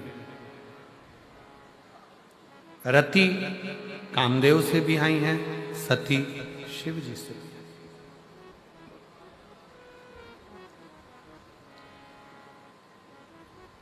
पर अहंकार, अभिमान, अहमता ये बर्बाद कर देते, बर्बाद। जिस समय आपके मुख से मैं मेरा मेरा मेरा निकलना प्रारंभ हो जाए, समझ लेना कि व्यर्थ। गुरु नानक देव जी महाराज जी का एक चरित्र बड़ा सुंदर आता है। बाल्य अवस्था थी गुरु नानक देव जी की, और किराने की दुकान पर, एक किराने की दुकान पर बाबा जी बैठे हुए। कोई आया 5 किलो चावल दे दो, कोई आया 5 किलो ज्वार दे दो, कोई आया 10 किलो बाजरा दे दो, कोई आया ये दे दो, कोई आया वो दे दो। गुरु नानक देव जी की बाल्यावस्था की छोटी सी अवस्था में नानक देव जी बैठे थे। तभी एक ग्राहक आया और आकर बोला 13 किलो मुझे बाजरा दे दो। बस नानक देव जी की बुद्धि में वो 13 ऐसी चित्तवृत्ति में आया कि अब जो सामान लेने आता है, नमक लेने आया तो 13 किलो, चावल लेने आया तो 13 किलो, बाजरा लेने आया तो 13 किलो, आटा लेने आया तो 13 किलो, दाल लेने आया तो 13 किलो। अब तो केवल 13 सेठ जी को मालूम पड़ा कि ये नानका तो बड़ा गजब का काम करे है कि सबको 13 किलो दे रहा है। कोई 2 किलो ले तो 13 किलो और 50 किलो ले तो 13 किलो। नानक जी के पास आकर सेठ जी ने पूछा, ए नानका ये क्या कर रहे हो, सबको 13 दिए जा रहे हो। नानक जी ने कह दिया, इस संसार में कुछ भी मेरा नहीं, हे परमात्मा सब तेरा है, इसलिए 13 के भाव सब।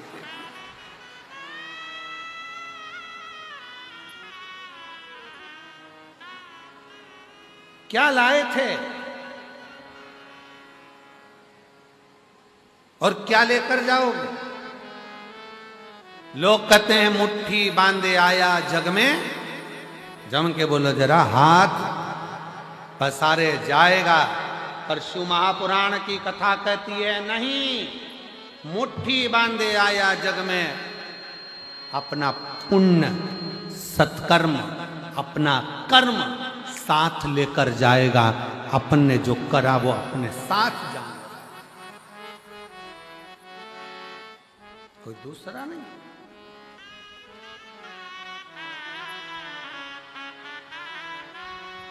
अपना कर्म साथ जाएगा। अपन जैसा कर्म करेंगे वो हमारे साथ में जाना, कोई छूटना नहीं।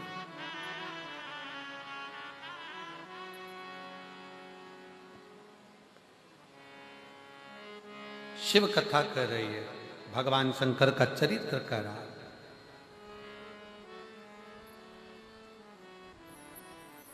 सती मैया के पति हैं शिव, रति मैया के पति हैं कामदेव।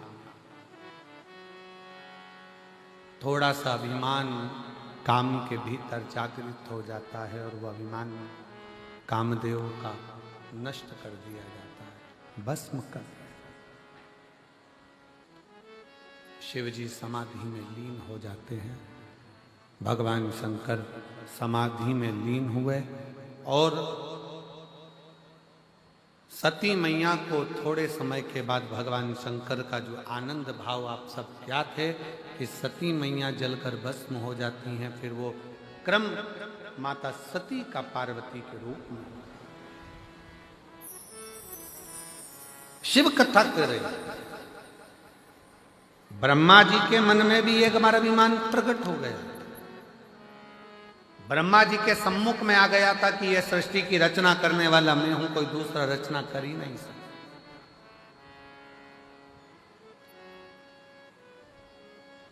मेरे सिवा कोई सृष्टि की रचना नहीं कर सकता, यह ब्रह्मा जी के हृदय में बात आ गई।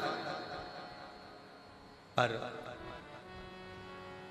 शिव कथा तो कहती है कि अभिमत्ता के जो शब्द हैं ना, यही हमें शिव से दूर कर देते हैं। ये अभिमान के जो शब्द हैं, अभिमत्ता के जो शब्द हैं, अहंकार के जो शब्द हैं, यही हमें दूर कर देते हैं। और होता है, एक महाराज जी प्रवचन दे रहे थे और प्रवचन में कह रहे थे, मेरे मुख से 7 दिन तक गंगा बहेगी, जिसको डुबकी लगाना है लगाए। महाराज जी प्रवचन में बार बार एक ही बात के, मेरे मुख से 7 दिन तक गंगा बहेगी, मेरे मुख से 7 दिन तक गंगा बहेगी, आओ इस गंगा में नहाओ। महाराज जी बार बार बार बार मेरे मुख से मेरे मुख से मेरे मुख से कहें। उसी में एक गांव का व्यक्ति बैठा हुआ था, दौड़कर अपने घर चले गए। पत्नी को आवाज लगाई, अरे सुनती है। पत्नी ने पूछा क्या है? वो पिताजी मर गए थे ना, उनकी अस्थियां रखी है ना, मुझे दे दे। पत्नी ने पूछा आज मेरे पति की बुद्धि सही हो गई, हरिद्वार लेके जा रहे हो? पिताजी की अस्थियों को हरिद्वार ले जा रहे हो? पति ने पत्नी से कहा फालतू की बात मत कर, मुझे अस्थियां दे। पत्नी बोली वो बाहर रखी देखो आले में। अस्थियां निकाली लाल झोले में से, उसे पत्थर पे रखकर सिलवट्टे पे उसको पीस लिया, पत्थर से उसको पीस लिया। पत्नी कह रही है क्या कर रहे हो, तुम्हारे पिताजी की अस्थियां हैं, क्यों पीस रहे हो? पति कुछ नहीं बोला, पीस कर पुड़िया में बांध कर अस्थियों को, बुढ़िया में बांध कर उन अस्थियों को लेकर कथा में बैठ गया और पत्नी को भी ले गया, चल जल्दी से। और कथा में बैठा। जैसे ही महाराज जी ने कहा मेरे मुख से 7 दिन तक गंगा बहेगी, डुबकी लगाओ। उठकर खड़ा हो गया महाराज, लो प्रसाद खाओ, लो प्रसाद। महाराज जी ने प्रसाद लिया, व्यासपीठ पे बैठ के ही खा गए। जो खाए तो दांत में वो चर्र बोले। अब जैसे ही वो चर्र बोले, महाराज जी ने पूछा क्या खवा दिया? खड़े होकर बोला महाराज जी पिताजी की अस्थियां बहुत दिन से रखी थी, पत्नी कहती थी गंगा में खवाओ, गंगा में खवाओ, गंगा में डालाओ, गंगा में खवाओ। आप रोज कह रहे थे मेरे मुख से गंगा बह रही है, 7 दिन डुबकी लगाओ। हमने सोचा हरिद्वार कौन जाए, अपने गांव में गंगा आई तो उसी में खवा दे।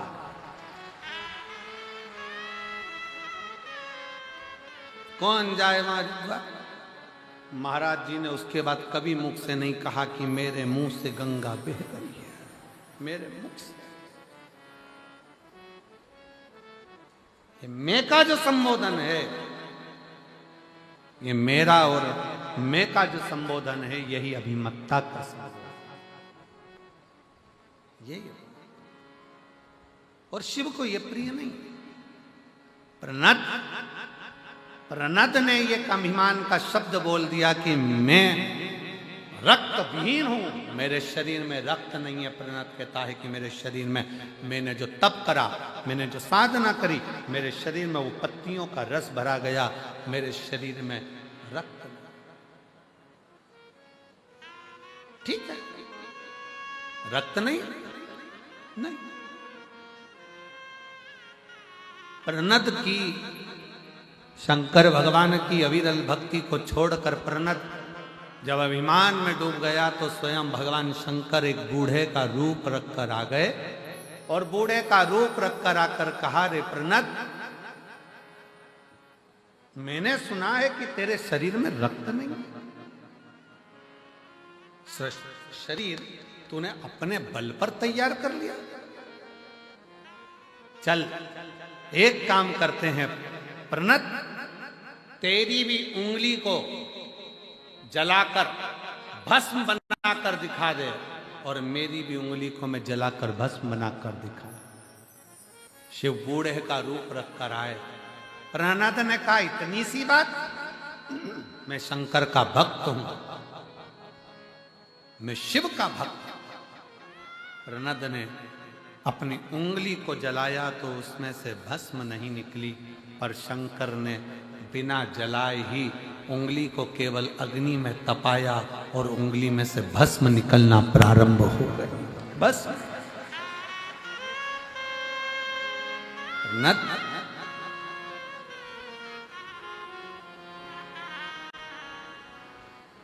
संसार सागर में आने के बाद कभी अपने मुख से ये शब्दों का संबोधन ना किया जाए कि मैं कर। एक पत्र है बड़ा सुंदर, देखिए।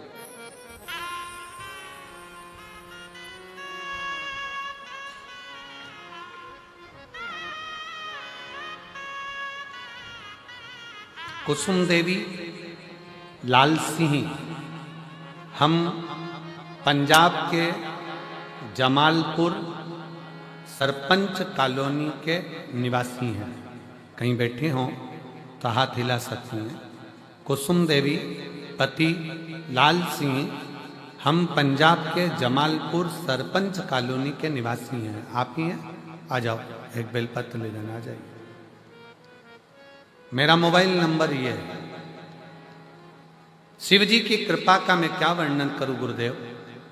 मेरे पति की जीभ के नीचे जीवान में 2 सुराख हो गए थे, 2 छेद जीवान के अंदर हो गए, सुराग हो गए। उसमें से पस निकलने लगा। डॉक्टर को दिखाया तो डॉक्टर ने कुछ और बता दिया। हमारे पास में इतना पैसा नहीं कि हम बहुत बड़े डॉक्टर के पास जाएं, इलाज करें। अब डॉक्टर बोले कि इसका हल तो केवल ऑपरेशन है और ये बीमारी कोई साधारण नहीं है, इसको हल्के में ना लीजिए, कोई बड़े डॉक्टर के पास जाओ, इलाज कराओ। हमारे पास में इतना पैसा नहीं था गुरु। हमने डॉक्टर साहब से कहा आप जो दवाई देंगे ना वो मेरे पति को मैं खिलाऊंगी और मुझे विश्वास है मेरा बाबा संभाल ले। गुरुदेव डॉक्टर से दवाई ली, लेकर घर आ गए। रिश्तेदारों के कहने पर शंकर के मंदिर में जाना प्रारंभ कर दिया। जल चढ़ाती, पति को लाकर देती। बेलपत्री पति से खाते नहीं बनते क्योंकि मुख में 2 छेद हो चुके थे जीवान के नीचे, आर पार 2 छेद हो गए, खा नहीं सकता था। तकलीफ इतनी ज्यादा थी, देखकर रोना आता था। पैसा भी नहीं कि बड़ा इलाज करा सके। तब बाबा का आश्रय लेकर एक बेलपत्री फिर भी पति को कैसे ना कैसे पीस कर खिला देती। अब पति की भी आदत हो गई बेलपत्री को खाने की। गुरुदेव 2022 से इतनी परेशान हो गए कि आंख से आंसू निकलते। तब बाबा की कृपा से बड़ी बीमारी डॉक्टर ने कह दिया, ऑपरेशन का भी कह दिया, पर बाबा पर भरोसा कर कर जो डॉक्टर ने दवाई दी थी बस वो खाएं, क्योंकि बड़े डॉक्टर को दिखाने का पैसा नहीं। तब शिव जी से प्रार्थना करी, अब सारे ऑपरेशन तुझे ही करना, तुझे ही संभालना और तू ही कृपा कर, हमारे पास पैसा नहीं है। बाबा ने बेलपत्री खिलाते खिलाते, जल पिलाते पिलाते एक दिन 12/12/2024 को जहां पस था उस पस वाली जगह से एक हल्दी जैसा एक टुकड़ा निकल कर बाहर आया। जैसे ही हल्दी जैसा टुकड़ा निकल कर बाहर आया, डॉक्टर के पास भागे। डॉक्टर ने कहा यही तो ऑपरेशन की गांठ थी, ऑपरेशन से निकालना थी, पर यह बिना ऑपरेशन के निकल कैसे? जिसका मैं फोटो लगा रही हूं उस गांठ का, जो लोग एलईडी के सामने हैं, आस्था चैनल पर हैं, वो उस गांठ का फोटो देखिए। जो एलईडी पर देख रहे हैं, आस्था चैनल पर देख रहे हैं, वो उस गांठ का फोटो देख सकते। डॉक्टर बोले कि इसी गांठ को निकालने का तो ऑपरेशन करना था। 12/12/2024 को गांठ अपने आप निकल गई। और बाबा, मैं क्या वर्णन करूं, बाबा का वो गांठ की जब जांच हुई तो पता पड़ा कि कोई बड़ी बीमारी नहीं है और बाबा ने संभाल लिया और वो ठीक हो। हम प्रणाम करने इस भटिंडा पंजाब की कथा में आए हैं। गुरुदेव, हमने 2024 की भी कथा सुनी थी, क्योंकि इनको कष्ट ज़्यादा था तो पंडाल में बैठकर विनय करी थी और बाबा ने पंडाल में ही हमको वापस बुला लिया। आज पूरी बीमारी को समाप्त कर दिया।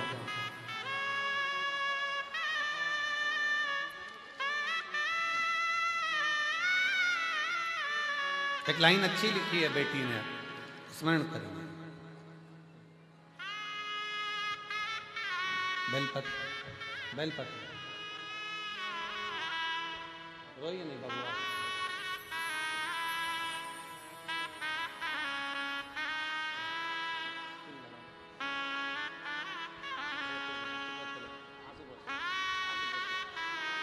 आंसू पोछो, आंसू पोछो।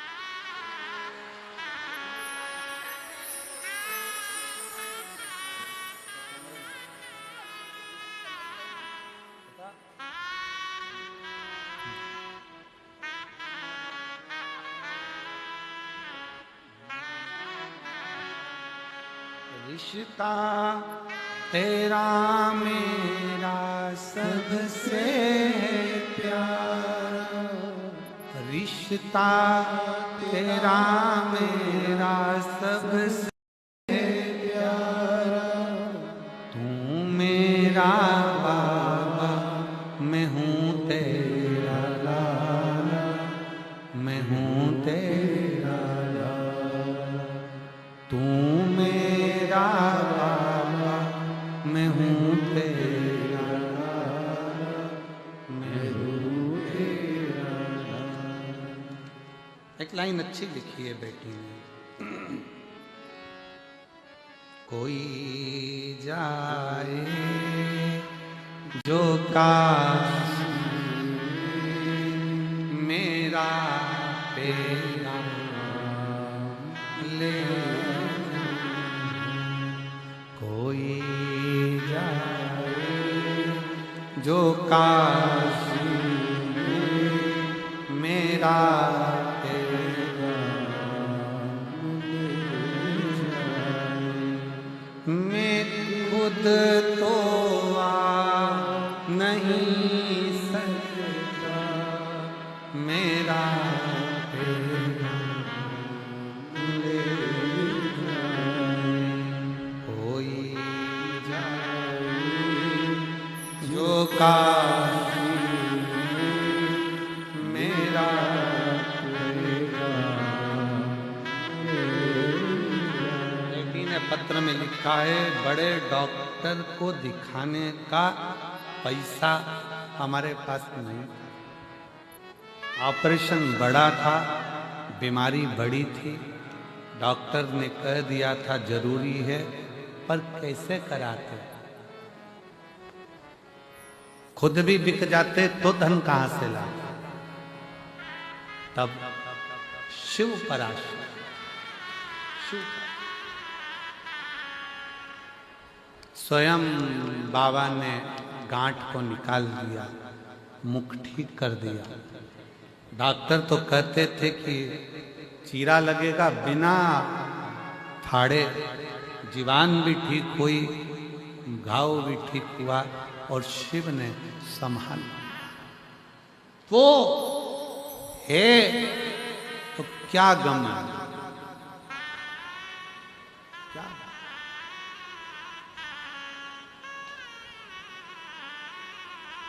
एक आश्रितता बढ़ा।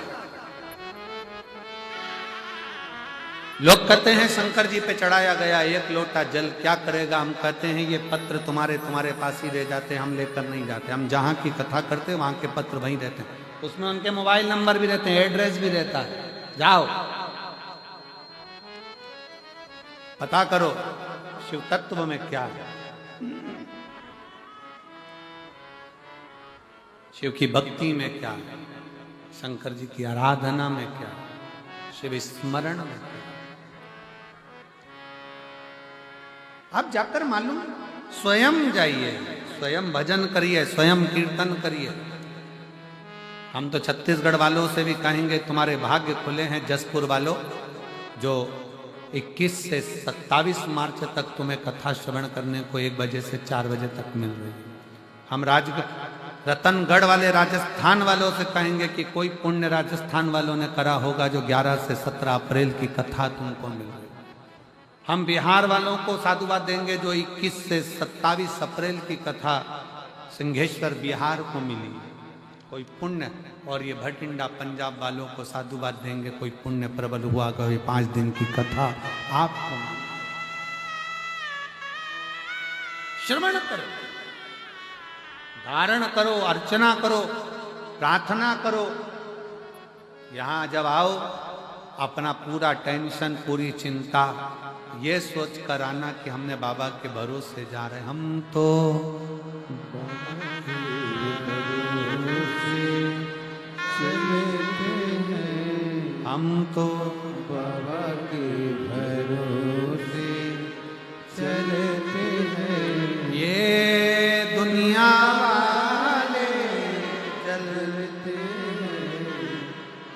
एक महिला बैठी है, एक माता जी बैठी हैं, वो सिरसा की कथा में आई थी।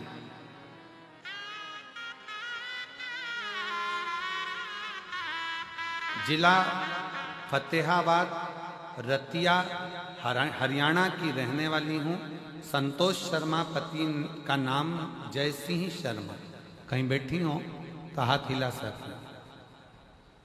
फतेहाबाद, रतिया, हरियाणा की रहने वाली हैं। संतोष शर्मा, पति का नाम जयसिंह शर्मा। कहीं बैठी हो तो हाथ हिला सकते, और बैठी हो तो बेलपत्र लेने के लिए आ सकते। गुरुजी एलईडी के पीछे हैं क्या? ठीक है, आइए। गुरुदेव,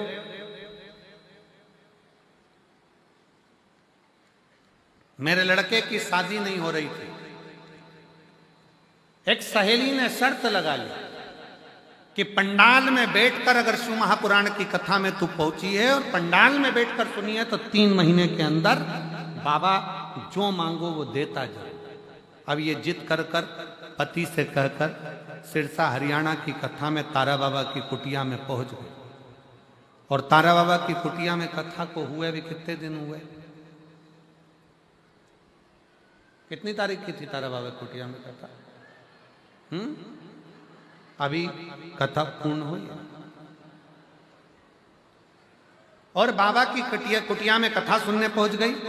सहेली ने कहा कि शिव महापुराण के पंडाल में बैठकर जो मांगते हैं वो पूर्ण होता है। ये इसने भी सोच लिया, मैं सुनूं जरा कथा, मालूम तो पड़े कि बाबा देता है कि नहीं देता। कथा सुनने पहुंच गई। बाबा से केवल एक ही प्रार्थना करी, मेरा बेटा उम्र होती जा रही है पर शादी नहीं हो रही है, तू कृपा कर। बाबा ने ऐसी कृपा कर दी गुरुदेव, सिरसा की कथा कर कर मैं घर पहुंची और सिरसा से ही संबंध घर पहुंच गए।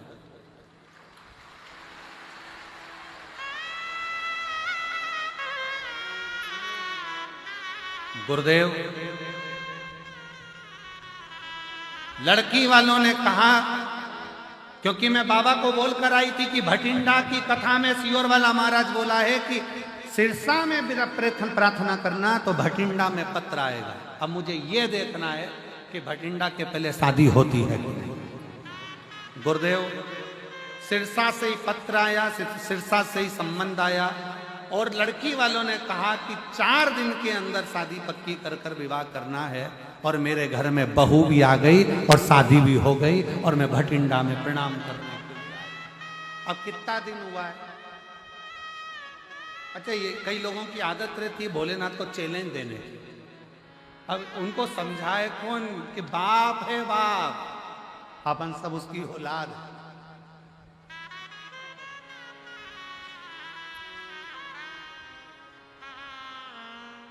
गुरुजी, आज कथा में अपने बहू बेटे को भी लेके आई हूं। शिव कृपा, अरे तेरा ही दिया मैंने खाया पिया, तेरा शुक्रिया, तेरा शुक्रिया, मुझे भोले बाबा ने बहुत दे दिया, तेरा शुक्रिया, तेरा शुक्रिया। अहम से दूर होंगे, शिव करीब होगा। प्रणत का अहंकार शिव जी ने तोड़ दिया, कामदेव का अहंकार शिव जी ने तोड़ दिया। ब्रह्मा जी का अहंकार आया था ब्रह्मा जी को कि सृष्टि में रच रहा हूं। ब्रह्मा जी का झूठ बोलना और उनके अहंकार को तोड़ देना, शंकर भगवान ने अपने नख को तोड़ा, फेंका। काल भैरव प्रकट कर कर उस काल भैरव से भगवान शंकर ने कहा कि इस ब्रह्मा के सिर को काट दे। झूठ बोलने वाले उस अहंकारी सिर को ब्रह्मा के शिव ने काट दिया। शिव ने काट। केतकी का फूल झूठ बोला, शिव ने उसको विश्राम। केतकी, सारे देवताओं पर तू चढ़ेगा पर शंकर पर केतकी का फूल नहीं चढ़ेगा। नहीं,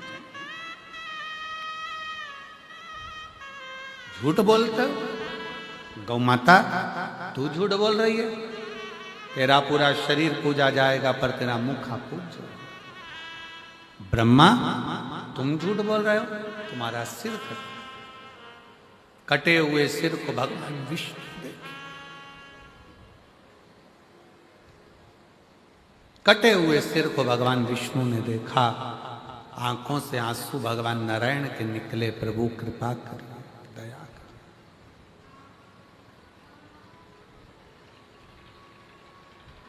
आप कृपा करो, आप दया करो, आप करुणा करो।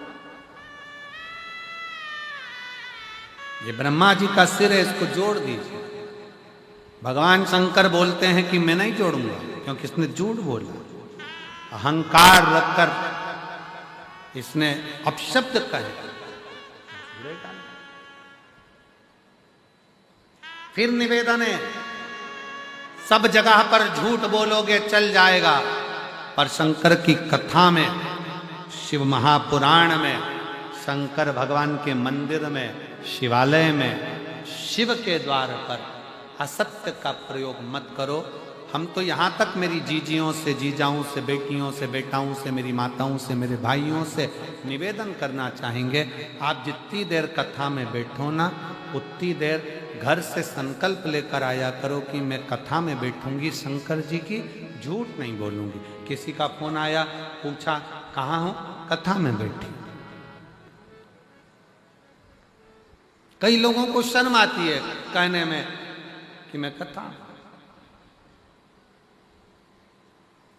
गुरुद्वारे जा रहे हो, सेवा कर रहे हो, कहने में संकोच मत करो। फोन आया, गुरु के दरवाजे पर बैठे हो, गुरुद्वारे में बैठे हो, फोन आया, कहाँ हो, संकोच ना करते हुए सत्य बोलिए कि मैं गुरु के द्वार पर हूं, गुरुद्वारे में आज सेवा करने के लिए आया हूं, आज लंगर सेवा कर रहा हूं, आज ये सेवा कर रहा हूं, आज वो सेवा, बूट उठाने की, जूता उठाने की, चप्पल उठाने की सेवा करने की।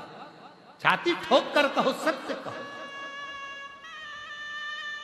शिव की प्रियता सत्य में, इसलिए सत्यम शिवम सुंदर। जहां सत्य है वहां शिव है, जहां शिव है वहां जीवन सुंदर है। बस यही जीवन का एक सार तत्वता है कि सत्यम शिवम सुंदर। झूठ क्यों बोल, असत्य क्यों बोल?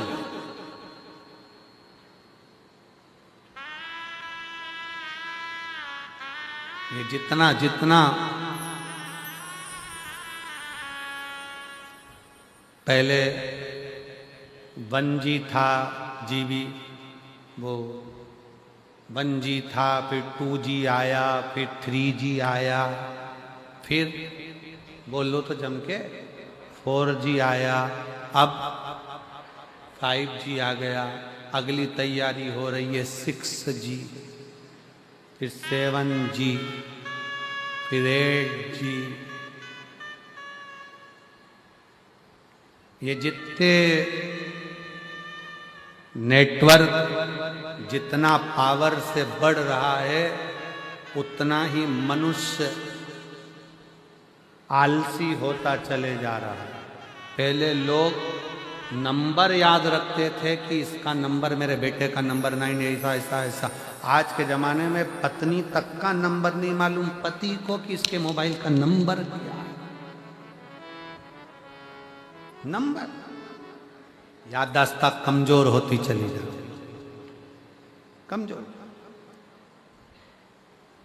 3 माताएं आपस में बात कर रही थी, सहेलियां।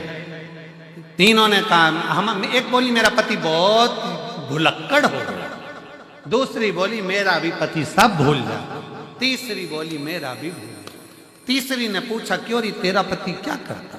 तो कहा कल कथा सुनने गया था, चप्पल भूल गया। दूसरी बोली तेरा तो फिर भी ठीक है, मेरा पति तो प्रसाद का दोना, खुद का इतना सारा प्रसाद मिला था वो सब छोड़ आया और दूसरे का प्रसाद उठा के लिया है, तब भूल गए, प्रसाद पद को भूल गए। तीसरी बोली तुम दोनों के पति तो फिर भी ठीक है। कल मैं बाजार में से, मंडी में से सब्जी खरीद रही थी, इधर से मैं सब्जी खरीद रही थी, टमाटर, वो मेरे बाजू में खड़ा होकर खरीद रहा था भिंडी, और मेरे पास में आकर बोलता है, बहन जी मैंने आपको कहीं देखा है। अब बताओ तुम्हें क्या।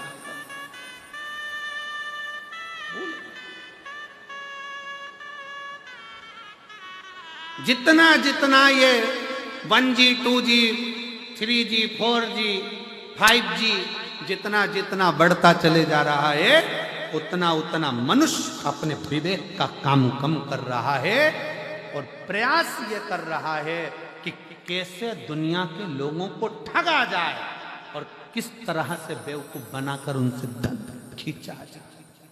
मेहनत से कमाने के लिए आगे नहीं बढ़ रहा।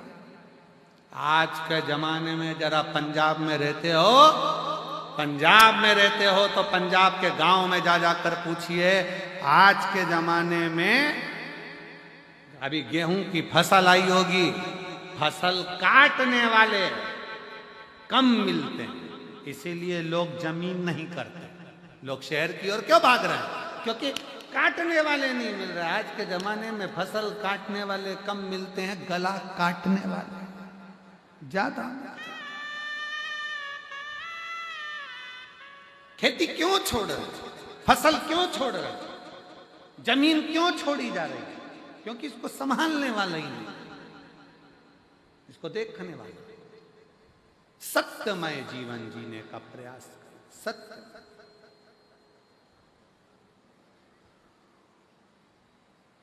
और जब सत्यमय जीवन होगा तब जीवन का सारा आनंद अपने जीवन को सुखमय बना सकते। सत्यम शिवम सुंदर। थोड़ा सा सत्य बोलो, थोड़ा सा सत्य, पर बोल नहीं सकते। प्रतिदिन घर में तुम्हें झूठ बोलना ही पड़ता है। पत्नी रोज श्रृंगार करके आती है, सिर पे पल्लू लेकर, डायरेक्ट पूछती है कैसी लग रही है। अब अच्छी नहीं भी लगे तो भी कहना पड़ता बहुत अच्छी लग रही है। कई बार पति पूछ लेता है पत्नी से, मैंने तुझे चूड़ी दिलाई थी वो कैसी लगी? अब भले पत्नी को पसंद ना आए फिर भी कहते अच्छी लगी, बहुत बढ़िया। झूठ। सत्य का जीवन जियो, थोड़ा सा जियो, ज्यादा नहीं तो कुछ जियो, पर सत्यमय जियो। सत्य। शिव कथा कह रही है, काम भस्म हुए माता सती स्वयं। थोड़ा सा अभिमान हृदय में लेकर आ गई थी कि दक्ष की बेटी हूं, जलकर भस्म हो गई। हिमालय राज के घर में माता सती का जन्म हुआ और वो हिमालय राज के घर में माता सती पार्वती के नाम से विख्यात हो गई। और माँ जगत जननी जगदम्बा पार्वती जी ने शिव जी की आराधना करी और भगवान शंकर की आराधना कर कर पार्वती और भगवान शिव का मंगल विवाह हो रहा है। जोरदार ताली बजाकर भगवान शंकर के मंगल विवाह की झांकी का दर्शन। मेरा निवेदन है भटिंडा पंजाब के सभी श्रोता भाई बहनों से, 5 दिन की शिव महापुराण की कथा भटिंडा पंजाब में चल रही है। आज कथा का दूसरा दिवस यहाँ पूर्ण हो रहा है। 3 दिन की कथा हो रही है। बड़े भाव से श्रवण करें, अपने जीवन को आनंदित करें और रस तत्व ग्रहण करें। माँ पार्वती जी शिव जी के गले में जयमाला पहना रही हैं। जोरदार ताली बजाकर स्वागत करें। भगवान शंकर माँ पार्वती जी के गले में जयमाला पहना रहे हैं। बड़े भाव से आनंद से उनका स्वागत। और भगवान देवादिदेव महादेव की पवित्र कथा का लाभ आप और हम ले रहे हैं। 21 मार्च से 27 मार्च तक जसपुर छत्तीसगढ़ 1 बजे से 4 बजे तक कथा रहेगी। 11 से 17 अप्रैल रतनगढ़ राजस्थान में कथा रहेगी। 21 से 27 अप्रैल सिंहेश्वर बिहार में शिव महापुराण की कथा रहेगी। और भटिंडा पंजाब में ये 5 दिवसीय कथा चल रही है, जिसका लाभ आप और हम ले रहे हैं। मेरा निवेदन रहेगा समिति से कि जो भक्तों की भीड़ यहाँ आ रही है उनको देखते हुए पंडाल की व्यवस्था और आगे बढ़ाई जाए। कल पंडाल की व्यवस्था और बढ़ाने का प्रयास करें और अपने जीवन को सार्थक बनाएं। श्री शिवाय नमस्ते।